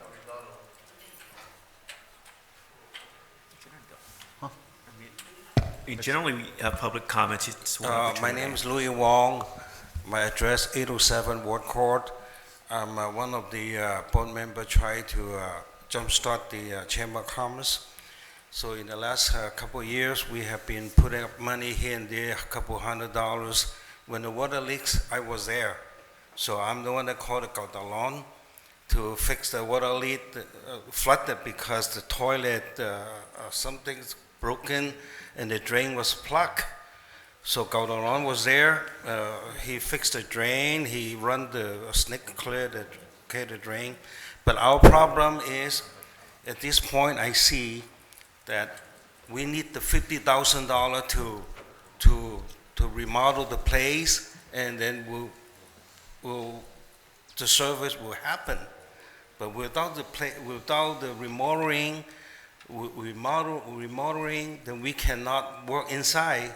And also there's one issue that we thought the city will send someone to inspect the mold, but by the side, I was talking to one of the contractor, and say that what is the opportunity that we're gonna have mold in this building?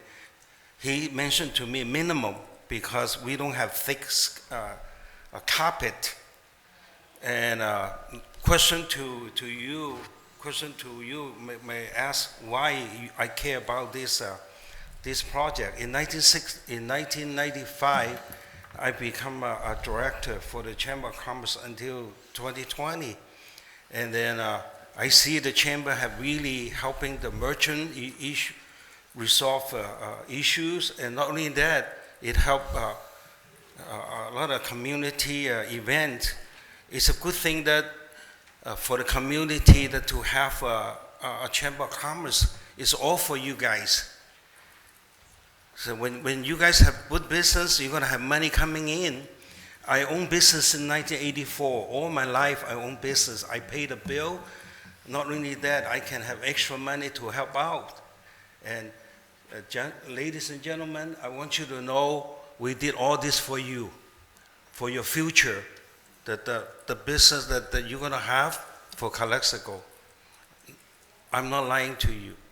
This is gonna be good for you. Whoever get in touch, make the chamber go, will benefit the community. Because all the business people somehow, somewhere, sometime need help from the chambers. And I appreciate your time. Thank you. Thank you, Mr. Wong. Mr. Benny-Hort, I'm going to allow you to come up here, but please, I ask you, be courteous. Public statements only. Do not be rebuttaling. Don't be arguing, please. Okay? Right, thank you.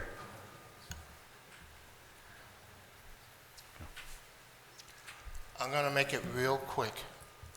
There was an offer that was going to put $300,000 in the coffer of the city of Calexico in reference to the Chamber of Commerce. She's aware of it. She's aware Okay, of it. Mr. Benny-Hort, I'm just telling you, address it to us. I know. Address it to We us, did- please. We came in, and it was not just myself, and the understanding that I had, this was supposed to be presented to the city council in a special meeting. I'll leave it like that. A person's word should be their bound. Okay, And that's thank the you. way I live. Thank you, Mr. Horner. Mr. Horton, how many events have been sponsored by the Chamber of Commerce since Billy retired? I couldn't really say, but there hadn't been any because we had to redo the nonprofit. We had to get that approved, which we did. And it was just approved late. Director that's not doing anything. I beg your pardon? You have a manager there, or whatever the title is of the person. I'm asking you, saying that Okay. these events are not happening because you don't have the Okay, we restructured the Chamber of Commerce. That meant to get a new 501c3, which we did. And it just came in late last year, and we were hoping to move forward. Then this issue about the building arose. Now, things take time to get done. We were working to get new members in there, which we did, and we were moving forward with the new software that was supposed to help businesses in order to do their work. I would hope that in the wisdom of the city council, we could explain what we're doing. Now, you have a decision to make today. Do what you may. I will not be hostile towards you on that. I think that you're fair, or give us an opportunity to show what we can do. And with that, you will know what we are doing. Fair is fair, and I'm not trying to be hostile or mean-spirited. Okay? Thank you. Thank you. Okay, anybody else? Okay, so there's a motion on the floor by Mr. Ureña, and then second by Mr. Manzanares. Mayor Moreno, What was your motion? Motion to approve nullification? Okay, yes. Mayor Pro Tem Ureña, Yes. Councilmember Garcia, No, and I would like to hear more about what was discussed, the proposal that was denied. I don't know if it's hearsay, but if it is not, I would like to see it, so that my vote is no. Councilmember Romo,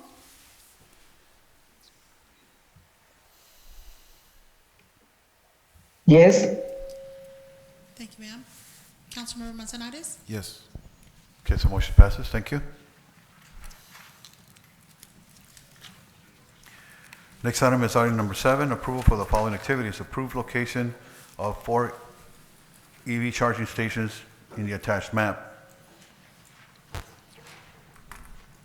Good evening, City Council.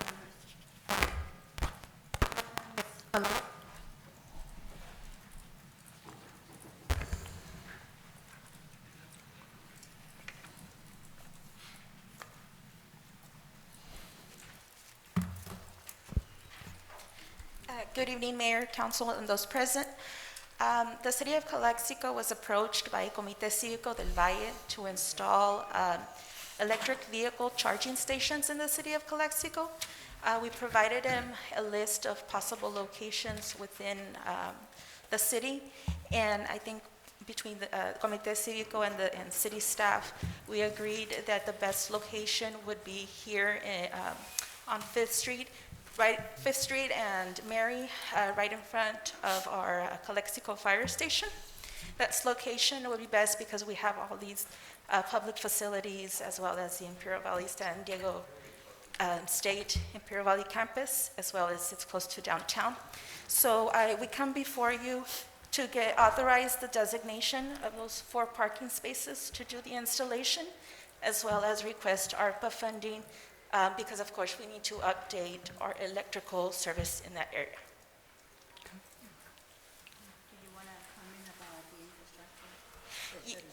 Yes, well, the 38,000 would be, again, to assist us with the Imperial Irrigation District. We'll need to rewire to provide us those 2 stations that will allow for 4 vehicles, and those stations will be, which is the Tier 3, the rapid charging stations. For clarification purposes.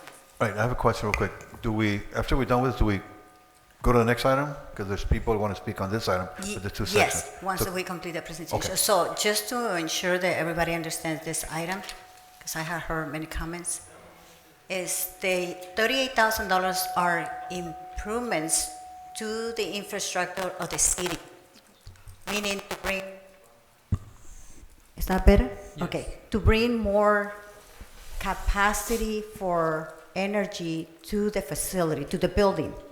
Is not to install their chargers. That's number 1.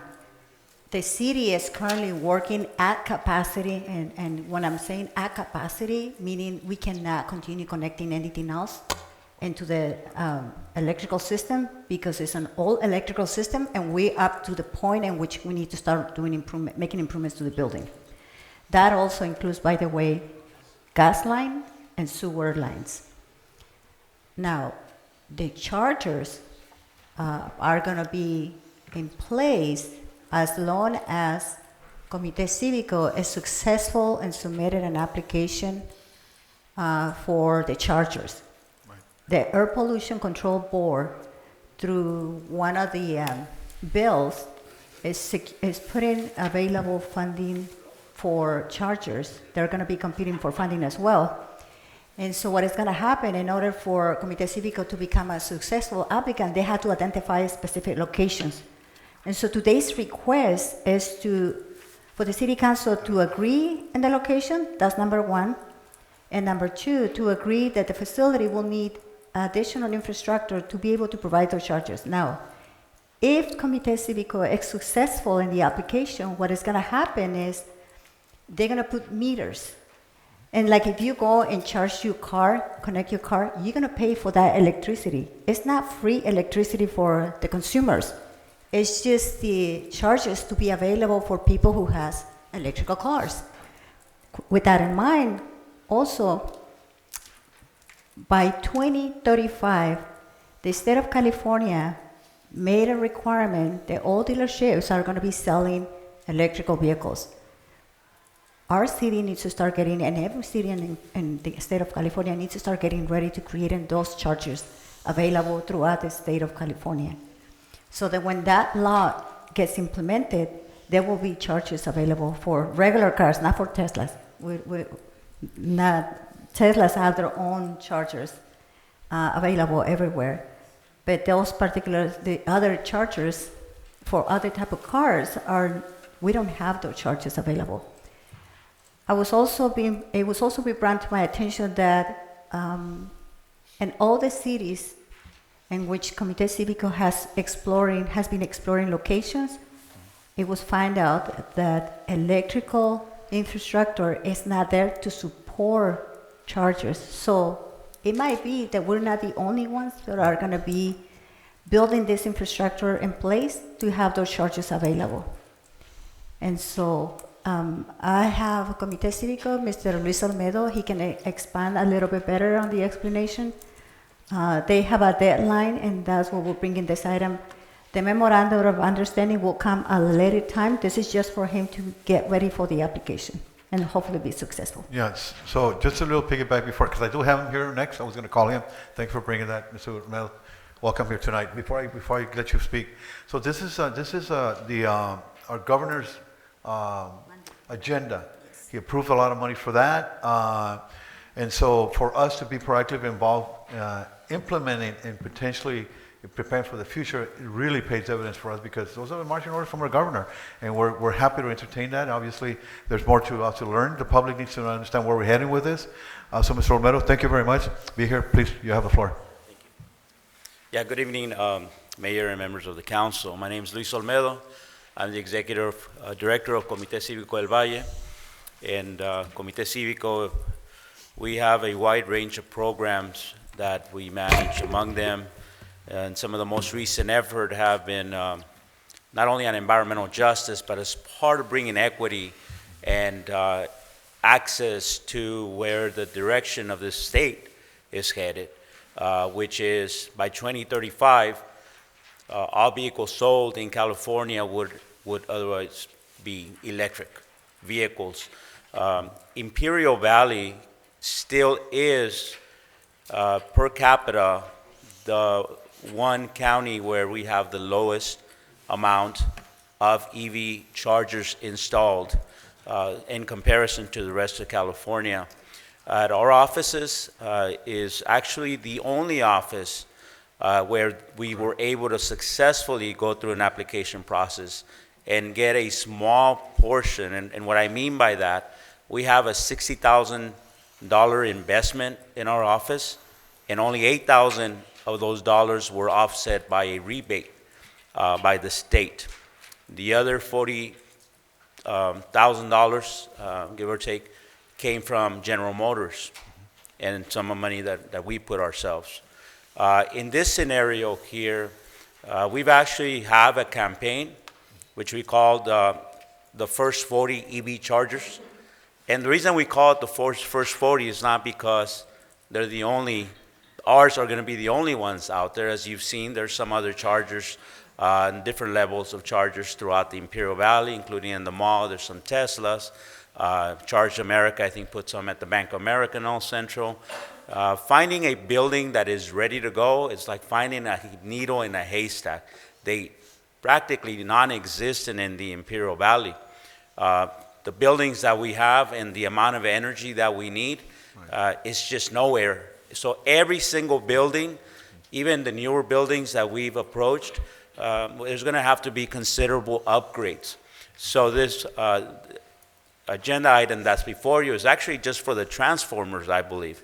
So we're not even talking about the investment that would have to go into the building itself to bring in what we call the, what is called, you know, I know you've seen those big green cabinets in buildings, right? Switch gears and other type of electrical components, which, by the way, could have lead times of over a year and counting. So we're going to have to find really creative ways of acquiring the type of electrical components that we need. I mean, the reality is going to be challenging for the state to really turn around that investment that they're making in California and putting it on the ground.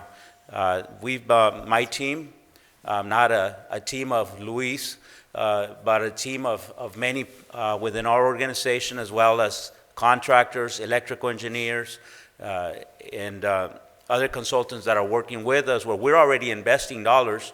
And in the case of Calexico, we've already been out here and done sort of a soft audit. We've already put together some designs, and all that costs money. So we're already into it, thousands of dollars, just to putting together the packet. We are coming in with money. So we have upwards of $1 million to invest, right? So we either invest in putting chargers here. What we're hoping to do is take those $1 million plus that we have. I'm not saying we're going to draw them down, because I think there might be the perception that we're trying to compete, you know, with your support. But we actually are sitting on dollars, and we can approach it in a couple of ways. One is we can spend down those $1 million and just do a few chargers. Or we can leverage those dollars and bring in 2 or 3 times that amount. And that's what we're trying to do. There are some programs in the state, I believe they call it Cali VIP, that they're actually putting up to $100,000, I think, per charger. But just keep in mind that a charger right now, we're talking about $380,000 if you want to go like with a charge point. They have some other lower end, but there's a very limited amount of chargers that actually meet that the criteria that the state has put on their incentives. So a lot of that money is going to come from Comité Cívico del Valle.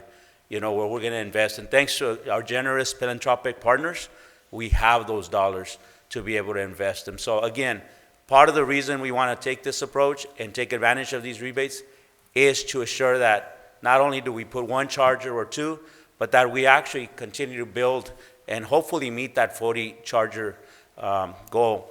Calexico is sort of ahead of the game when it comes to being sort of the first, at least in our program, the most likely to succeed right now.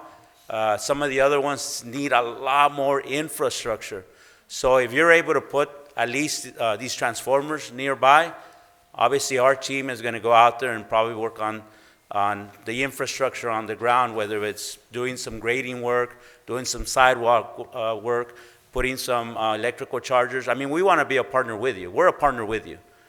The financial aspect of it, yes, we would reimburse the city any consumption, whether it's through a meter. The actual chargers themselves have the capacity to keep track and account for all those energy use, reimburse it, and all those things and all those details, we can work it out with the city in the best way, the condition. These models are not new, quite frankly. There's a lot of private sector that has already been doing this for over a year, probably a couple of years. They were ahead of the game. The difference between having a nonprofit do this kind of work, and I welcome any nonprofit that wants to learn how to do it. It's not easy. I mean, we're talking major dollars, but we're not trying to in any way control this knowledge. The more that are doing it, the better. I mean, it does take a lot of money, a lot of work to hustle for this significant amount of dollars.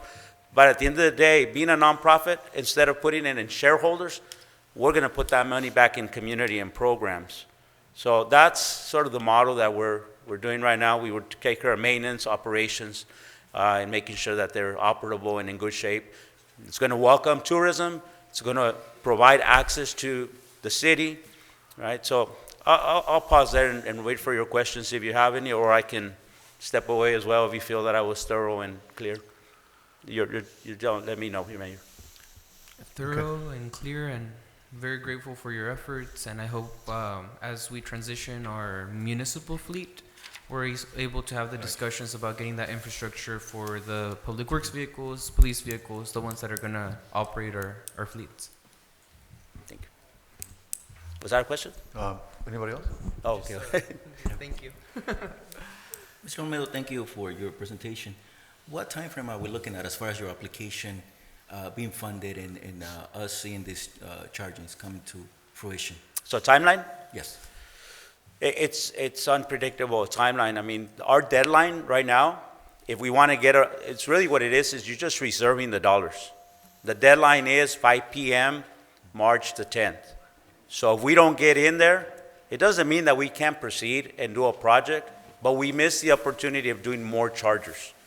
That's really where we're at right now. The agreement is just part of the checklist of things. So the state wants to be confident and says, if we reserve these dollars for this project in Calexico, we want to make sure there's at least some commitment that these dollars come in, that the project will actually move forward. But at this stage of it, I mean, there's no hard commitments. Should you want to have that kind of commitments, we certainly can, but I think that would take a lot more time just to get it through our legals and get all the detailed agreement. But that's not required right now. What the state is requiring us to have is have a plan, is have this two-form soft agreement, I would call it. They want us to make sure we have a fully developed engineering plan. So we've done all that.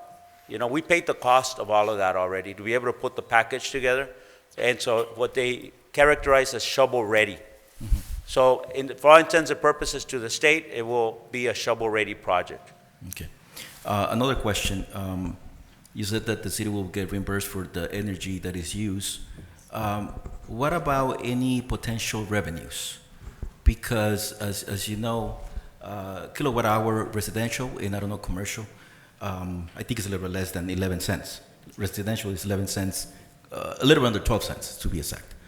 So usually your commercial charging for EVs is around 29 cents or a little more, depends on the time of the day and if it is peak hours. So of course there's money made, and usually because you have a private, sector doing that. In this case, I'm pretty sure there will be some revenue.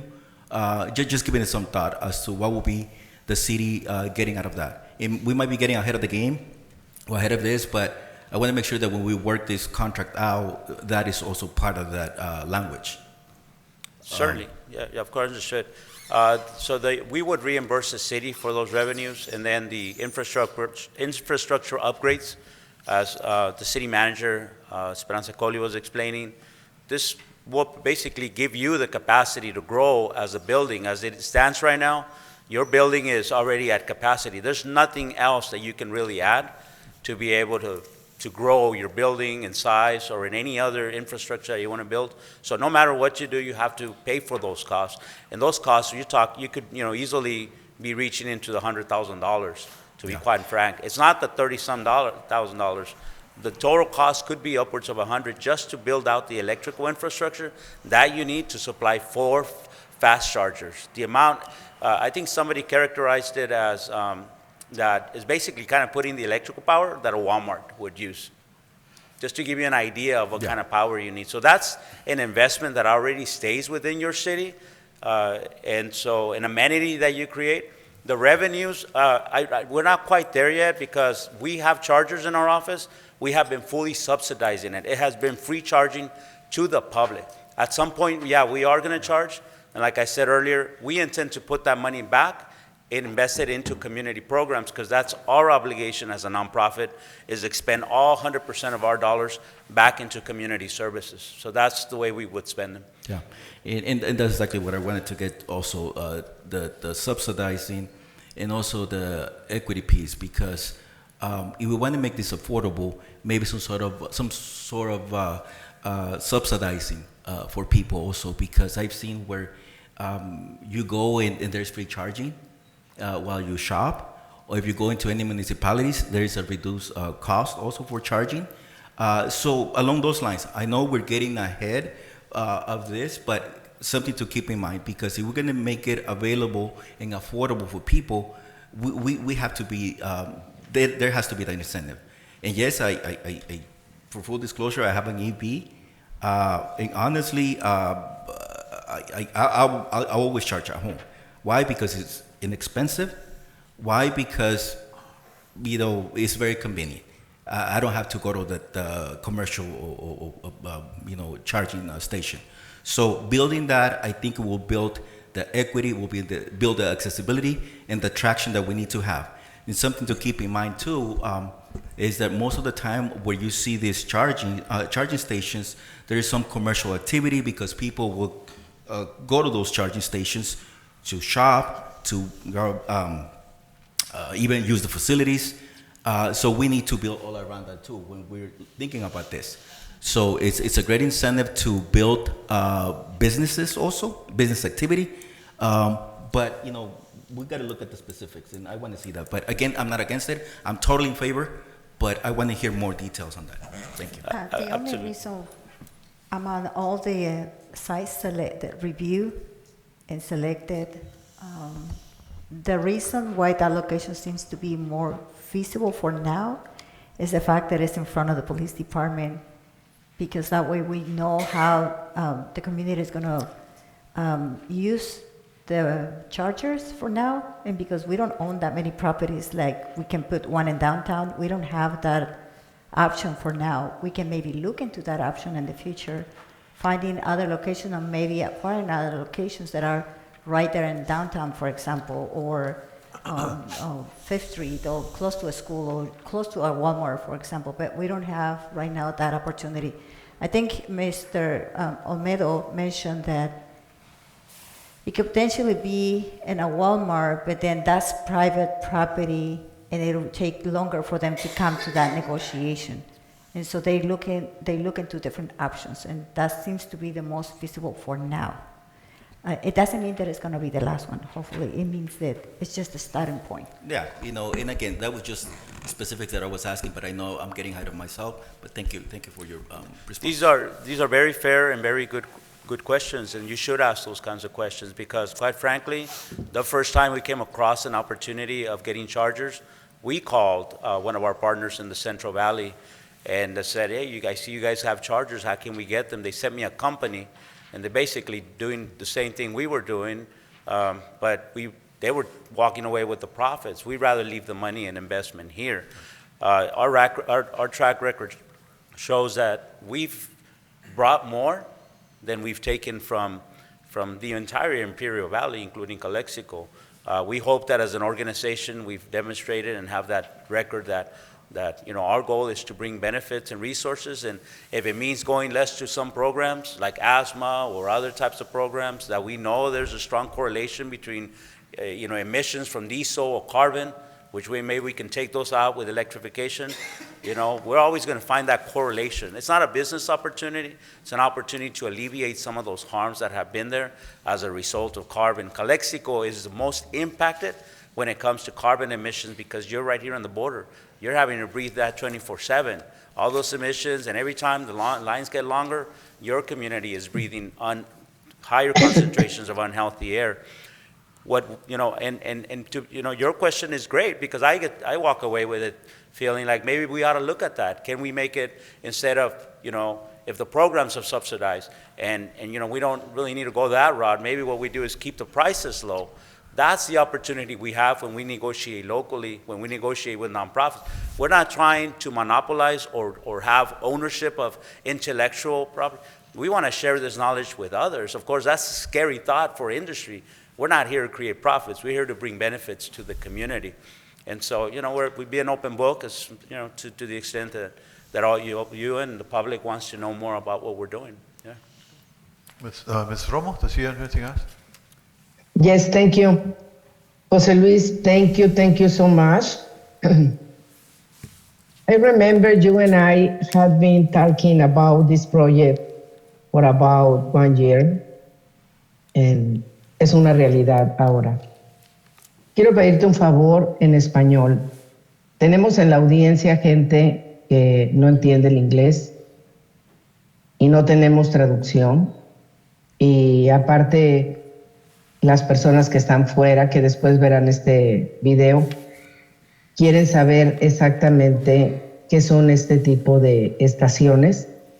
Y brevemente, José Luis, con tu excelente español que hablas, pudieras darnos una breve descripción de este importantísimo proyecto que gracias a tus esfuerzos y a Comité Cívico del Valle vamos a hacer punta de lanza en Calexico. Por favor, José Luis.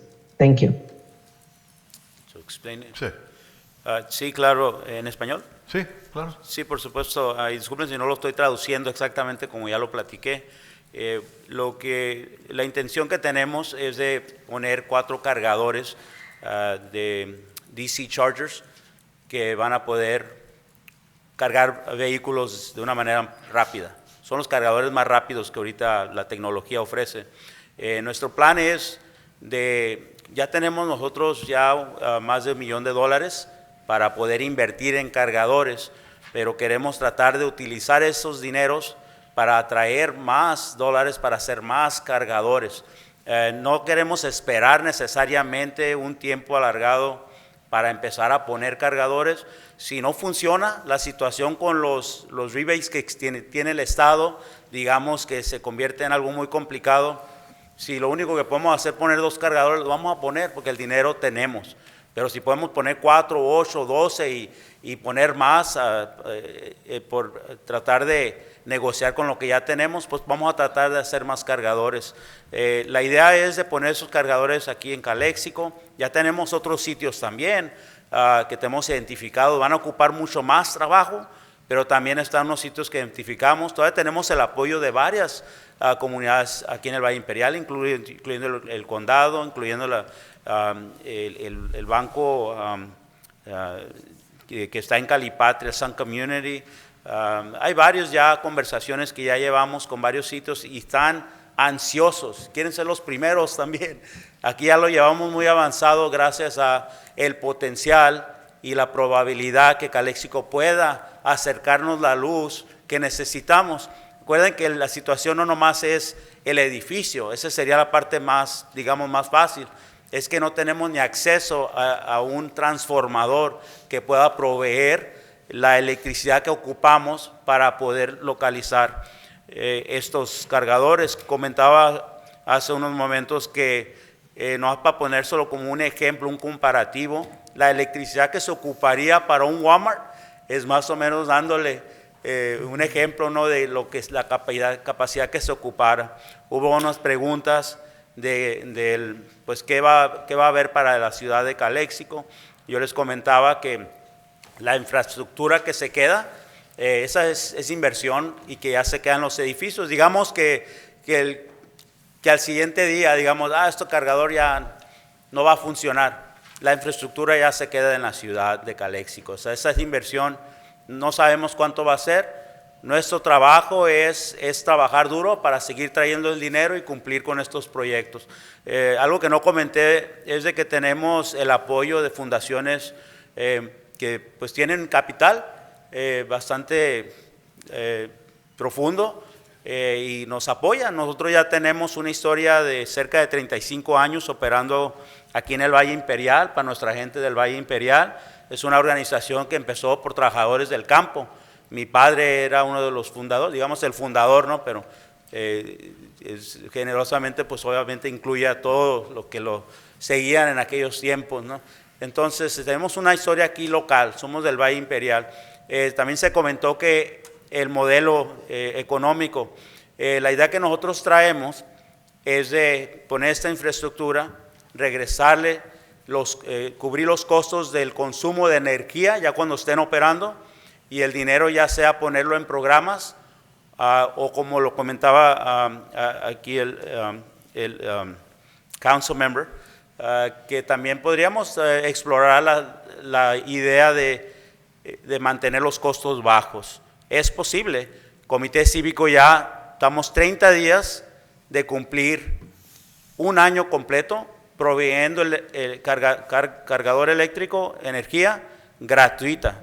Ya llegan de todas partes del estado, hasta llegan extranjeros, no sé si rentan los carros o no creo que lleguen de Europa en carro, pero llegan algunos que no hablan, que hablan muy poco el inglés y se nota que son extranjeros, pero llegan y cargan y llegan con un alivio porque dicen, no sabemos dónde vamos a encontrar el próximo cargador, nos da gusto que aquí esté uno. Y gratuito, o sea, llegan Jeeps, llegan Teslas, llegan carros muy seguidos regulares, yo creo que trabajan ahí alrededor o en la corte que está enfrente de mi oficina, pero definitivamente como una organización que sería pues muy diferente que una empresa, el dinero pues lo vamos a reinvertir en la comunidad. Esa es nuestra obligación como organización. Y gracias, señora Romo, yo sé que inicié estas pláticas con usted ya hace tiempo, las he platicado con el mayor, con los miembros del concilio. Obviamente aquí felicidades al tener una city manager que no nomás habla, sino toma acción y pues felicidades porque nos está haciendo trabajar para traerles esta inversión y ser aquí los primeros en Calexico. Ojalá se pueda lograr. Muchas gracias. Thank you so much. Gracias. ¿Algo? Okay, thank you. Our next speaker is Daniela Flores.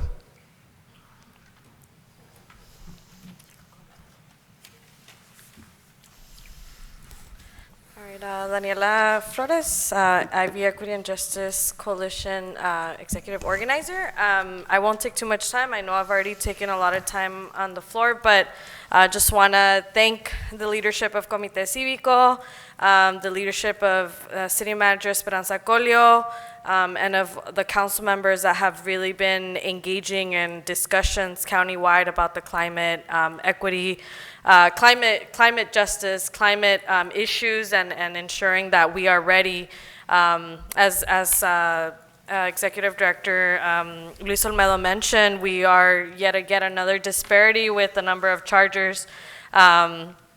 And so really I won't take much time other than Ivy Equity is in full support and as a group here based in Calexico, we want to help ensure that we do what we can to elevate the opportunity, facilitate where we can, and we're just really grateful for all the work and just keeping our fingers crossed that this application goes through and that we can start seeing these chargers in our community. So thank you all. Thank you. The next speaker is Mr. Kim.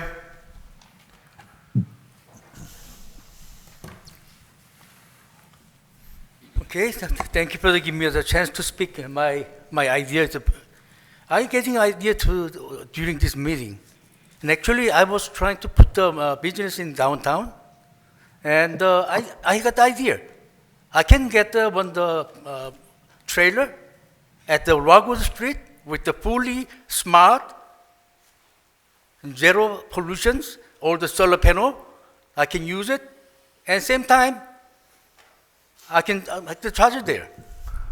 So if the city can give me $40,000 from the ARPA money, I can do that. I can make my money. I'm gonna get the free rent. I'm gonna get the $40,000 help. I can make the money. It's good business. Yes? At the city land, and without the proper any plan, where is it gonna be? And without paying the lease, somebody coming in with the state money, they're making business down there. Of course, it's like non-profit organization, they're going to spend money where? Because they're going to spend money for the laborers or employees, so they don't make money. Or high price of the repair, they don't make the money. City of Calexico lease the land without any. And what for the Calexico? For the bragging, oh, we have the EV charging station. I'm for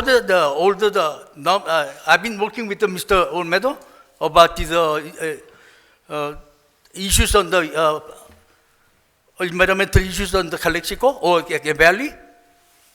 But it has to be spend money from the state, not from the city of Calexico. And place that should be open to the public, to where it's minimizing the impacting the people, and for the people who want to use it, they're going to be best placed. One of the places I see in here, Mary and the Pepsi Street, they have a problem of the business, residential areas. They could think about little further way to move to the Heber and the Pepsi Street. It not bothers nobody in the residential because they're all the business. One side of the corner is the church, or the other side of the business. And those kind of things we should have the process to making the decision to where it's going to be maximizing impact and also protecting the cities to reasonable rate. And if they have to say cheaper, maybe they can issue the citizens a discount to whoever leaves the Calexico. They can have a lower rate on there. Those kind of details to what is benefit for the Calexico, instead of what is benefit for the state. This program, I believe, is a grant from the state. It should be holding 100% from that plan for the Calexico, the location for the citizen of the Calexico, financial matter as for the city of Calexico's benefit on it. It's kind of, I'm not fully against it, but we should be changing practice to how can we build our project for the future of the Calexico and our citizens. And again, it's good project, but the wrong practice. So we should make sure we protect our interest, especially lease them to whatever they're making profit to southern labor would come to the city of Calexico. The city doesn't have money. We're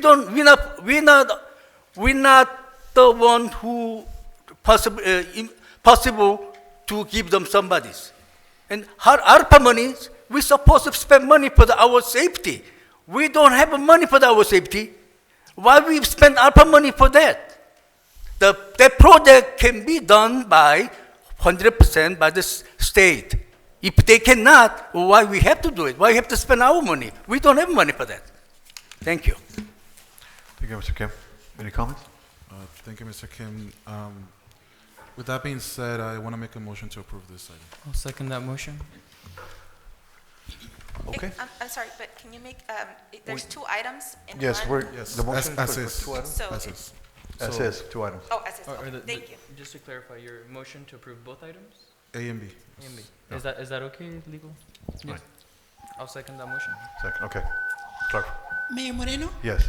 Mayor Potempureño, Yes. Councilmember Garcia, Yes. Councilmember Romo, Yes. Councilmember Manzanares. Yes. Thank you. Motion passes.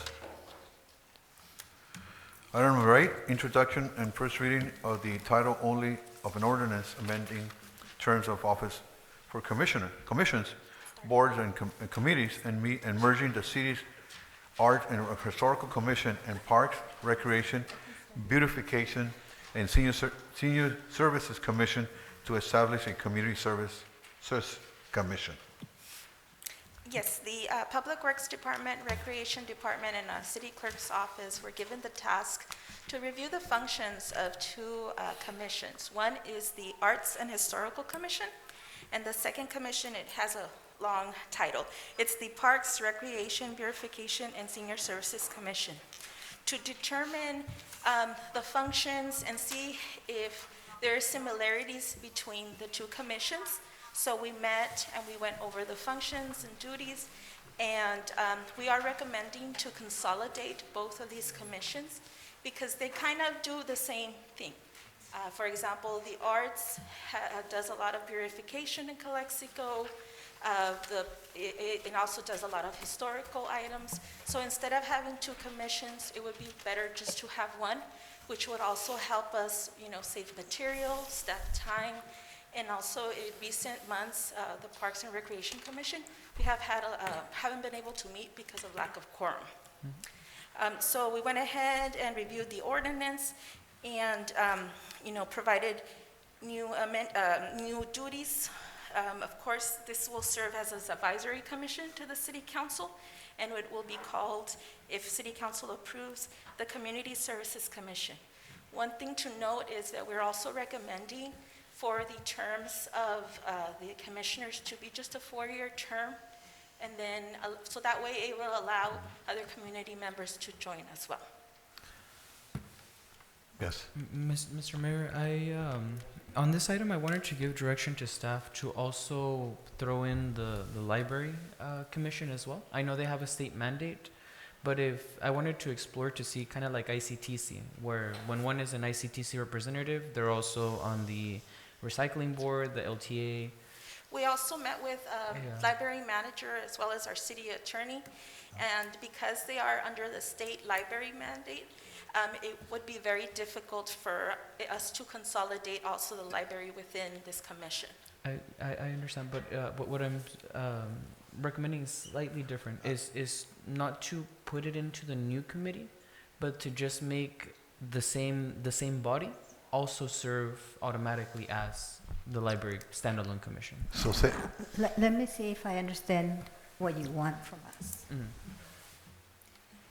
So you want the same commissioners to be on the second commission. So let's say that you have, like ICTC, you open this new commission. Yes. That is composed with two previous commissioners, right? 2 groups. And now they sign out as that commission and then have the second one right next to it, like LTA, because you're going to have to finish one and then start the other one immediately. Is that what you want? Yes. With the same members on both commissions? Yeah, just you have to keep them separate. Obviously, it wouldn't be part of the community service. It would be a separate library, but Right. just to recycle the same commissioners. Do you in have any writing. comments, Ms.? Okay. Let me ask the librarian just to get some feedback from her about what you're requesting. Of course.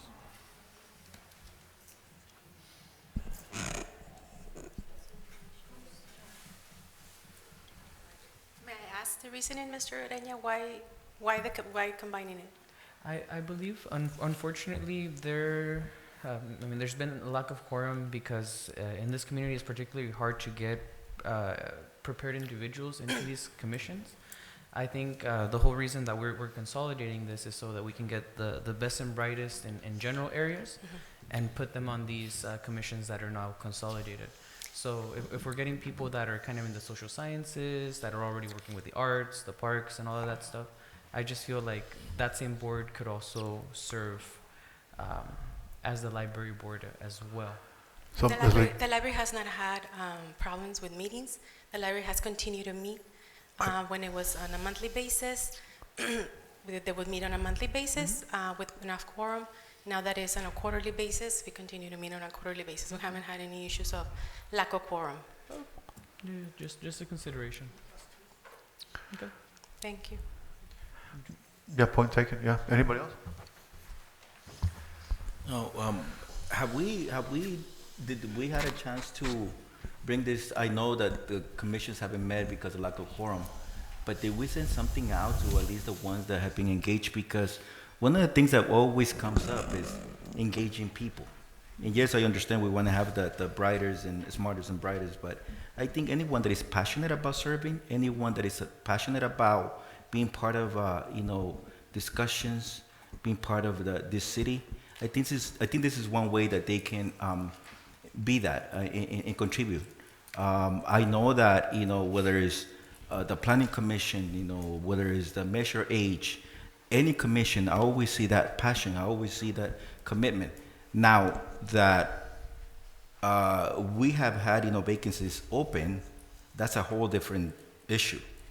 But I think opportunity should be given to all.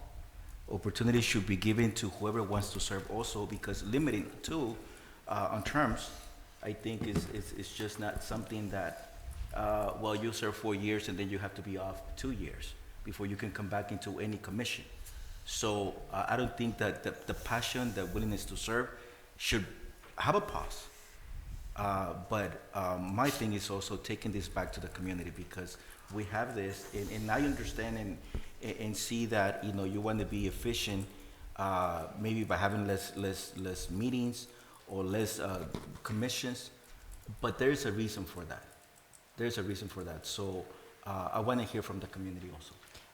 Yes, one comment that I would like to make, and the staff, they can tell you that I have asked several times, why is that you need to cancel meetings, and they make efforts, and I asked the staff also to document every time what they miss quorum, and they have been doing it. They have given back to me the feedback, like we can meet the quorum, and they get it in writing, so we can have documentation. And that's what we believe is the best option to minimize the numbers of efforts that we make. And keep in mind also, we short staff.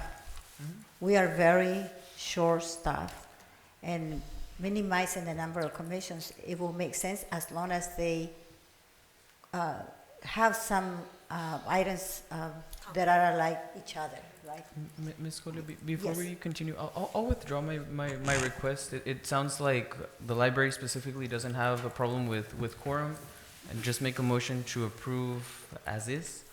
Okay. And then maybe at a later date, if that added step needs to happen, we can consider it at a later date. So I'll just make a motion to approve. I'll second it. Okay.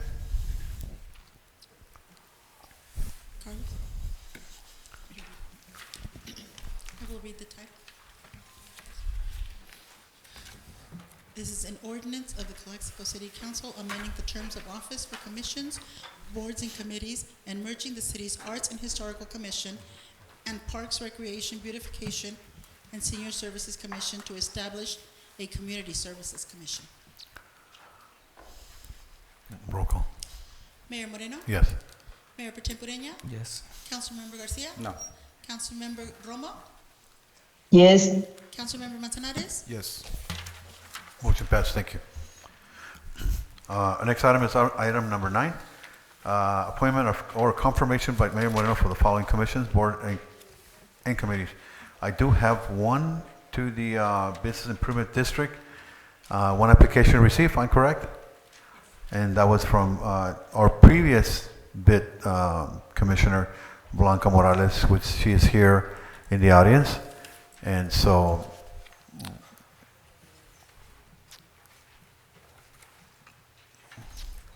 what? Yes, okay. So I'm appointing her to that bid commission. Congratulations. Welcome, Blanca. Thank you for your service. Item number 10, appointment of or confirmation by Mayor Pro Tem Ureña to the following commissions, board, and committee. No commission appointments at this time. Okay. I will wait. All right, thank you. Item number 11, appointment by Council Member Manzanares to the following two commissions, boards, and committees. None at the moment. Thank you. And item number 12, approval of letter requesting the support of the Imperial County Board of Supervisors to further enhance awareness among our communities through quick action that supports the declaration of illicit fentanyl as a public health crisis.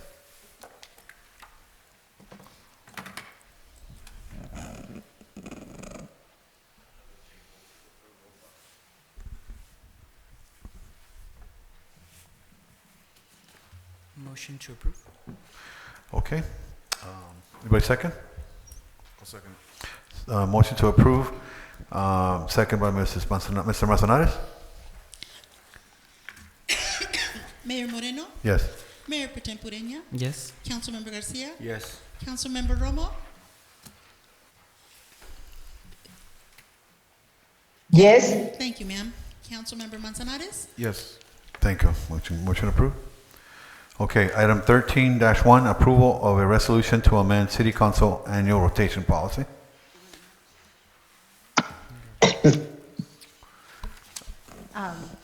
Good evening. The following item is a resolution at the request of Mayor Pro Tem Ureña and Councilmember Manzanares to change the rotation policy. The policy will be as follows. If adopted, beginning today, that would change the date of rotation, and the next rotation will happen with this resolution in 2024 on the week of February, the date that it was in the resolution. Number 13.2 cannot pass unless the first one is approved. I just want to make sure that we all follow that rule, and there's an understanding of that. The attorney has reviewed the information. As a reminder, this is a decision of the city council members. It's not a recommendation made by anyone but the city council members. Thank you. Okay. We do have some speakers on that item. Norma, you first. Takes me a while to get up. I get up a little bit older. Norma Aguilar, 839 Heber Avenue. I have questions, but I suspect that, well, not suspect, I know that the council cannot answer to me directly. So I'm going to direct my questions to the city attorney. City attorney, is there a purpose to the change of the rotation, a justification, if you will?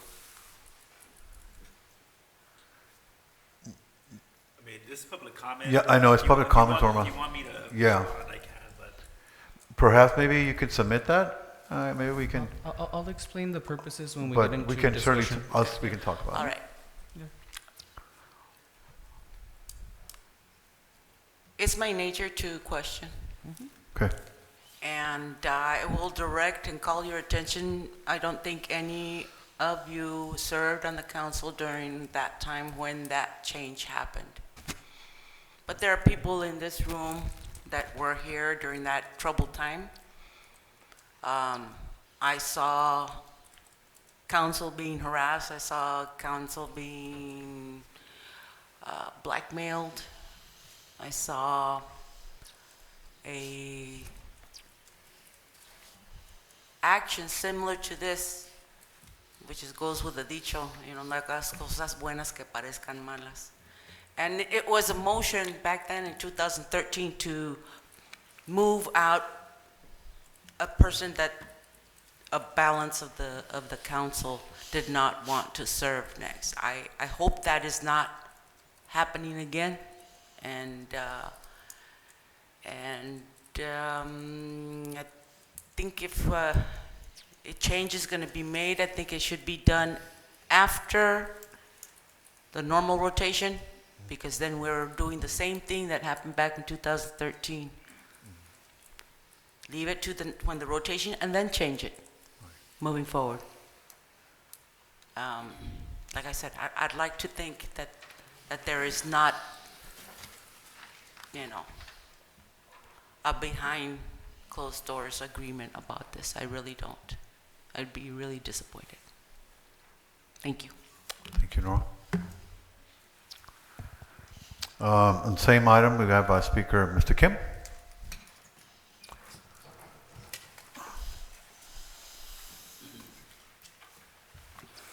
Probably I might have to be a history man in the city of Calexico.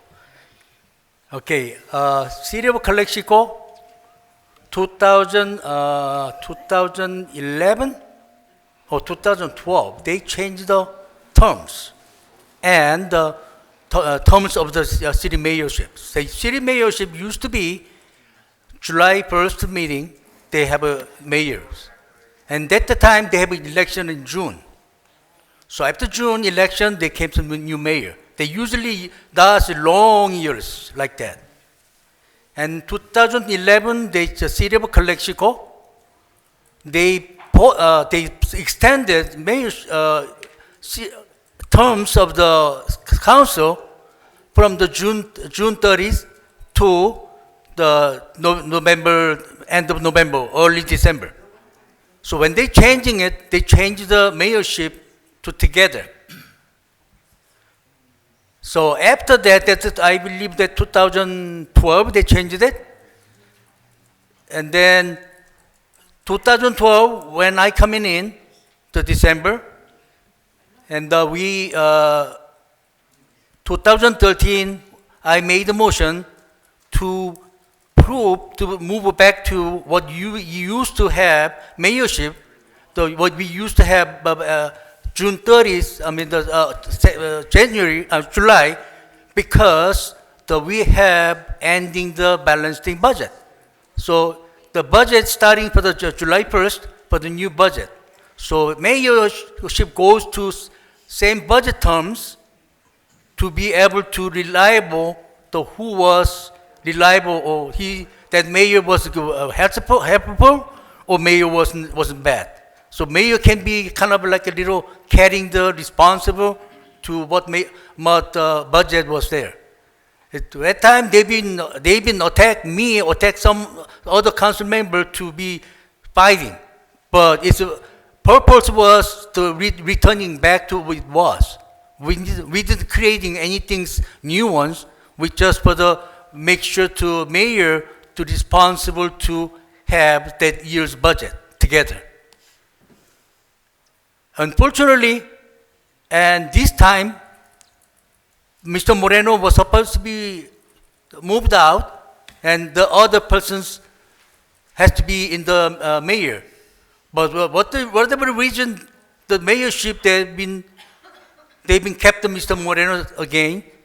So now, in the middle of the terms, our city council member to trying to take over is not look good. It's for me, it's a power games. Actually, city mayor doesn't have much power, except conducting the meeting or call the meeting. If really, I don't see the reason has to be changed right now. For now, for me, it's like a coup from the council members. If we really needed to change it, probably if they go to like a June again, and like a July, probably they're reasonable because they are going back to what they call the budget. So I believe to use your wisdom. Sometimes you have to take whatever it comes at for the benefit of the unity, harmonies. And I was in this council, I've been attacked with the 2-3 council members. I've been attacked a lot with the publics. But I respect my aggressor, even their parents, they passed away. I'm the one who canceled the meeting to give the respect on their families. 10 more seconds, Mr. Kim. So to try to be reasonable, to be a member of together. People like to see the council members respect each other, not fighting who has power, who has gavel. Please stop the gavel war. Just whatever you really needs to change it, probably to change it, go to the July, so they can have they're a responsible mayor with the budget. Thank you. Thank you. Anyone else? Any comments? Just Just one? Yeah.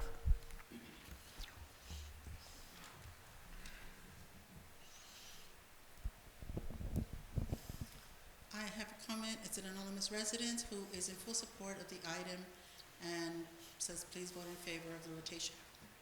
And I have another comment from Mrs. Loli Torres, who wants this mayor to think twice and for, can I read the whole thing? Okay. I am writing to you in regards to the rotation of the mayorship position. Why do you not respect that previous council have done in giving council members the privilege of being mayor, and in this case, Camilo Garcia? He had the votes of the citizens of Calexico to represent us, as he deserves your respect to give him the opportunity to represent us in a very professional way in city business. He comprehends the English and Spanish language, and he knows what our city needs as far as bringing a new business. How is this? He works where he is involved with the unemployed and needs of our community. I appreciate the younger generation being involved in city politics, but please learn to respect citizens' wishes. I have to appreciate the two youngsters in the council, and they express themselves in both English and Spanish. Believe it or not, there are people your age that are Mexican but understand English language better. Mayor Moreno, you have the opportunity to be mayor twice. Please vote to give your fellow Councilmember Garcia the chance to represent us, unless you owe someone a favor and committed to them. One more concern I would like to mention. I can't, due to my health, be there in person, but here goes. Please be respectful to our city staff. I observed over the internet that they give your report and are scolded and belittled.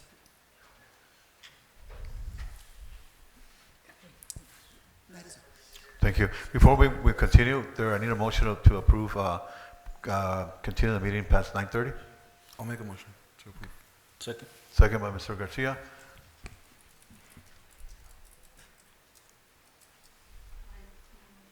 Yes, first, second by Mr. Garcia.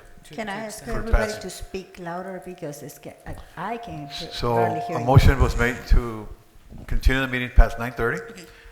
He made the motion, Mr. Garcia seconded. Okay. Mayor Moreno? Yes.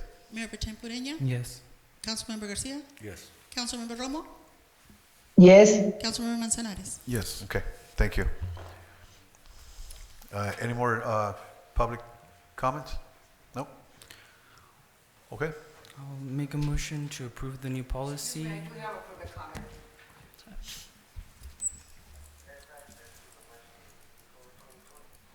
Is there a second to my motion before Yeah, you've this? got a motion on the floor. Rosie Fernandez. Hold on, my Rosie, name. there's a motion on the floor before you came out, okay? I'll second it.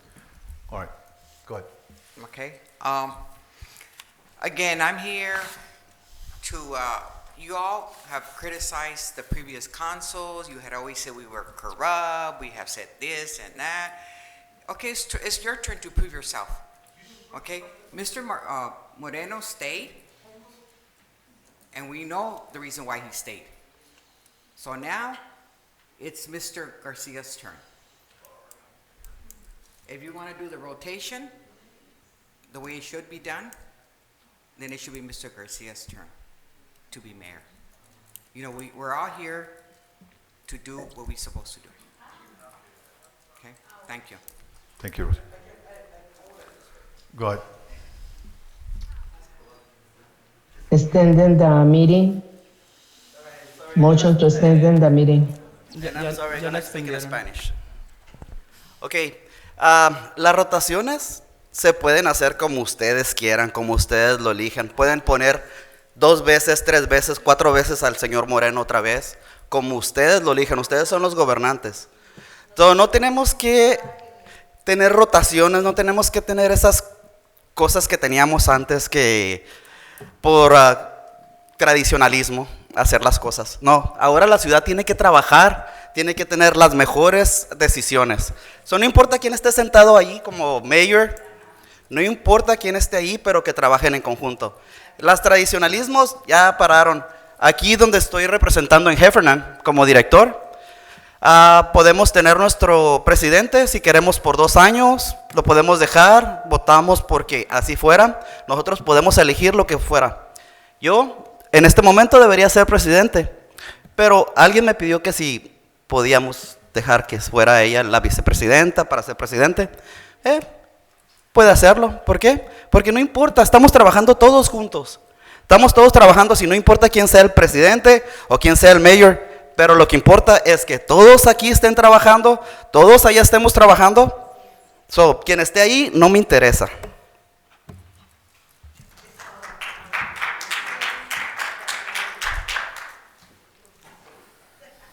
Anyone else?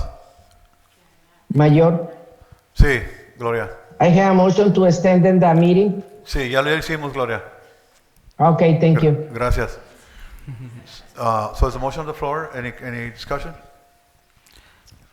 I think I would like to offer the public a brief explanation, especially with Ms. Norma's questions. Okay. Initially, myself and Councilperson Manzanares were going to propose this for December. Traditionally, December is the best date because that's when you get an election in November, and then in December, well, you know, you're followed up with a change of leadership.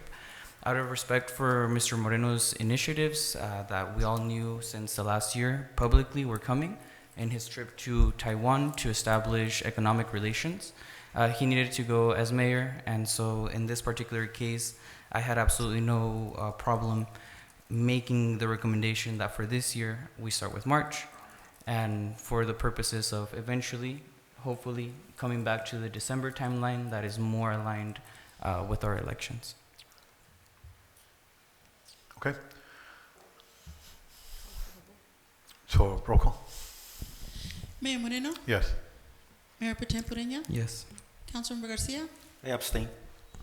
Councilmember Romo? Yes, Councilmember Manzanares? Yes. Okay, so our next move is to appoint mayor, chairperson of Cedar Calexico Community Development Agency, successor agency, Calexico Financing Authority for fiscal year 2023-2024. I'll make a motion to nominate Mr. Raul Ureña for mayor. Okay, I'll second that. Mayor Moreno? Yes. what is the motion? Yes. Go ahead.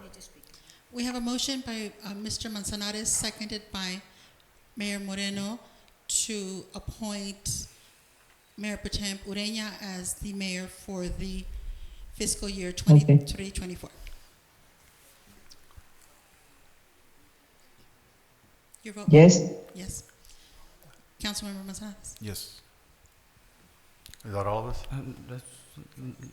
Did we vote? Okay. No. No, let's start again. Mayor Moreno? Yes. Mayor Potem Ureña? Yes. Councilmember Garcia? No. Councilmember Romo? yes, Councilmember Manzanares? Yes. Okay, and then we have the second item, which is appointment of Mayor Pro Tem, Vice Chairperson of Cedar Calexico Community Development Agency, successor agency, Calexico Financing Authority for fiscal year 2023-2024. I would like to nominate Ms. Gloria Romo for this position. I'll second that. Mayor Moreno? Yes. Mayor Potem. Councilmember Moreno? Yes. Mayor Ureña? Yes. Councilmember Garcia? No. Councilmember Romo? yes. Councilmember Manzanares? Yes. Okay. I would like to say some parting words. Yeah, sure. Before we close out this item, very brief parting words for the tremendous mayorship that was held under Mayor Moreno. There's no reason and no doubt why he was elected to 2 terms here in the city of Calexico.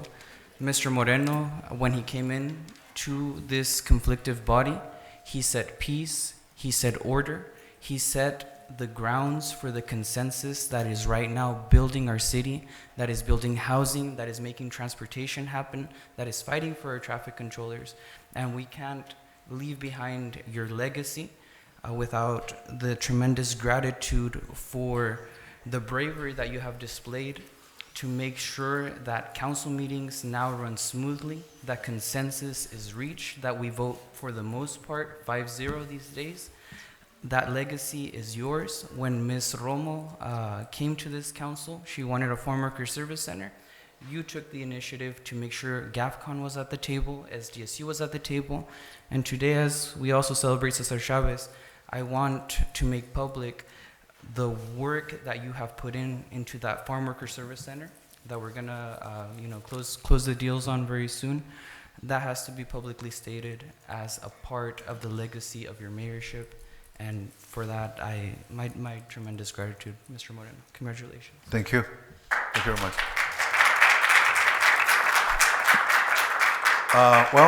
Just as surprised as everybody else here in the audience, but thank you for your support. I'll be here active. I have a lot of projects to finish. And so moving forward, I thank for everybody's support up here also as well. I know it was a good experience for me. I'm looking forward to working with everybody as well as the community. Thank you very much. So now we switch. Where do I go? Oh, we forgot Gloria. Does she want to say? Gloria. Gloria would go. Hey. Eres vicealcalde, so you guys want to say a few words? Thank you so much. Congratulations, Mr. Raul Ureña. Excuse me, don't listen, but congratulations again, Ureña. Congratulations, señor Moreno. Hemos trabajado con usted codo a codo. Estoy muy agradecida. Cada propuesta, usted la ha trabajado muy bien y lo que hemos decidido en agenda también. No tengo nada que decir más que thank you so much, working together. Gracias, Gloria. That's it. Gracias. Gabby, where do I go? Oh, Jim? Yo me Ureña.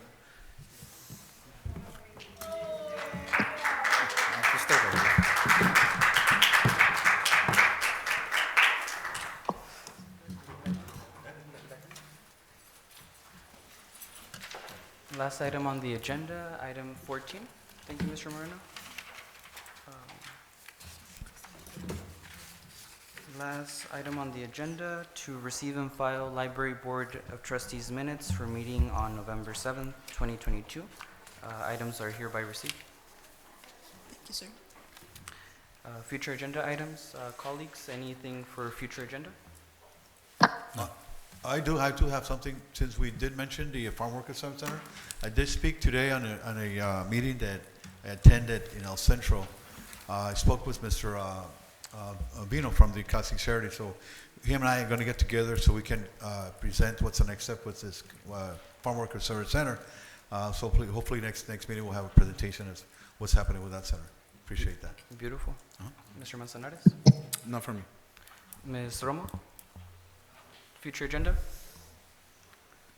Señora Romo, future agenda? No. Thank you. Okay. With that, I'll entertain a motion to adjourn this meeting. So moved. Moved by Mr. Garcia. Is there a second? I'll second. Mr. Moreno seconds. All those in favor, signify. Aye. Aye. Meeting adjourned. Thank you.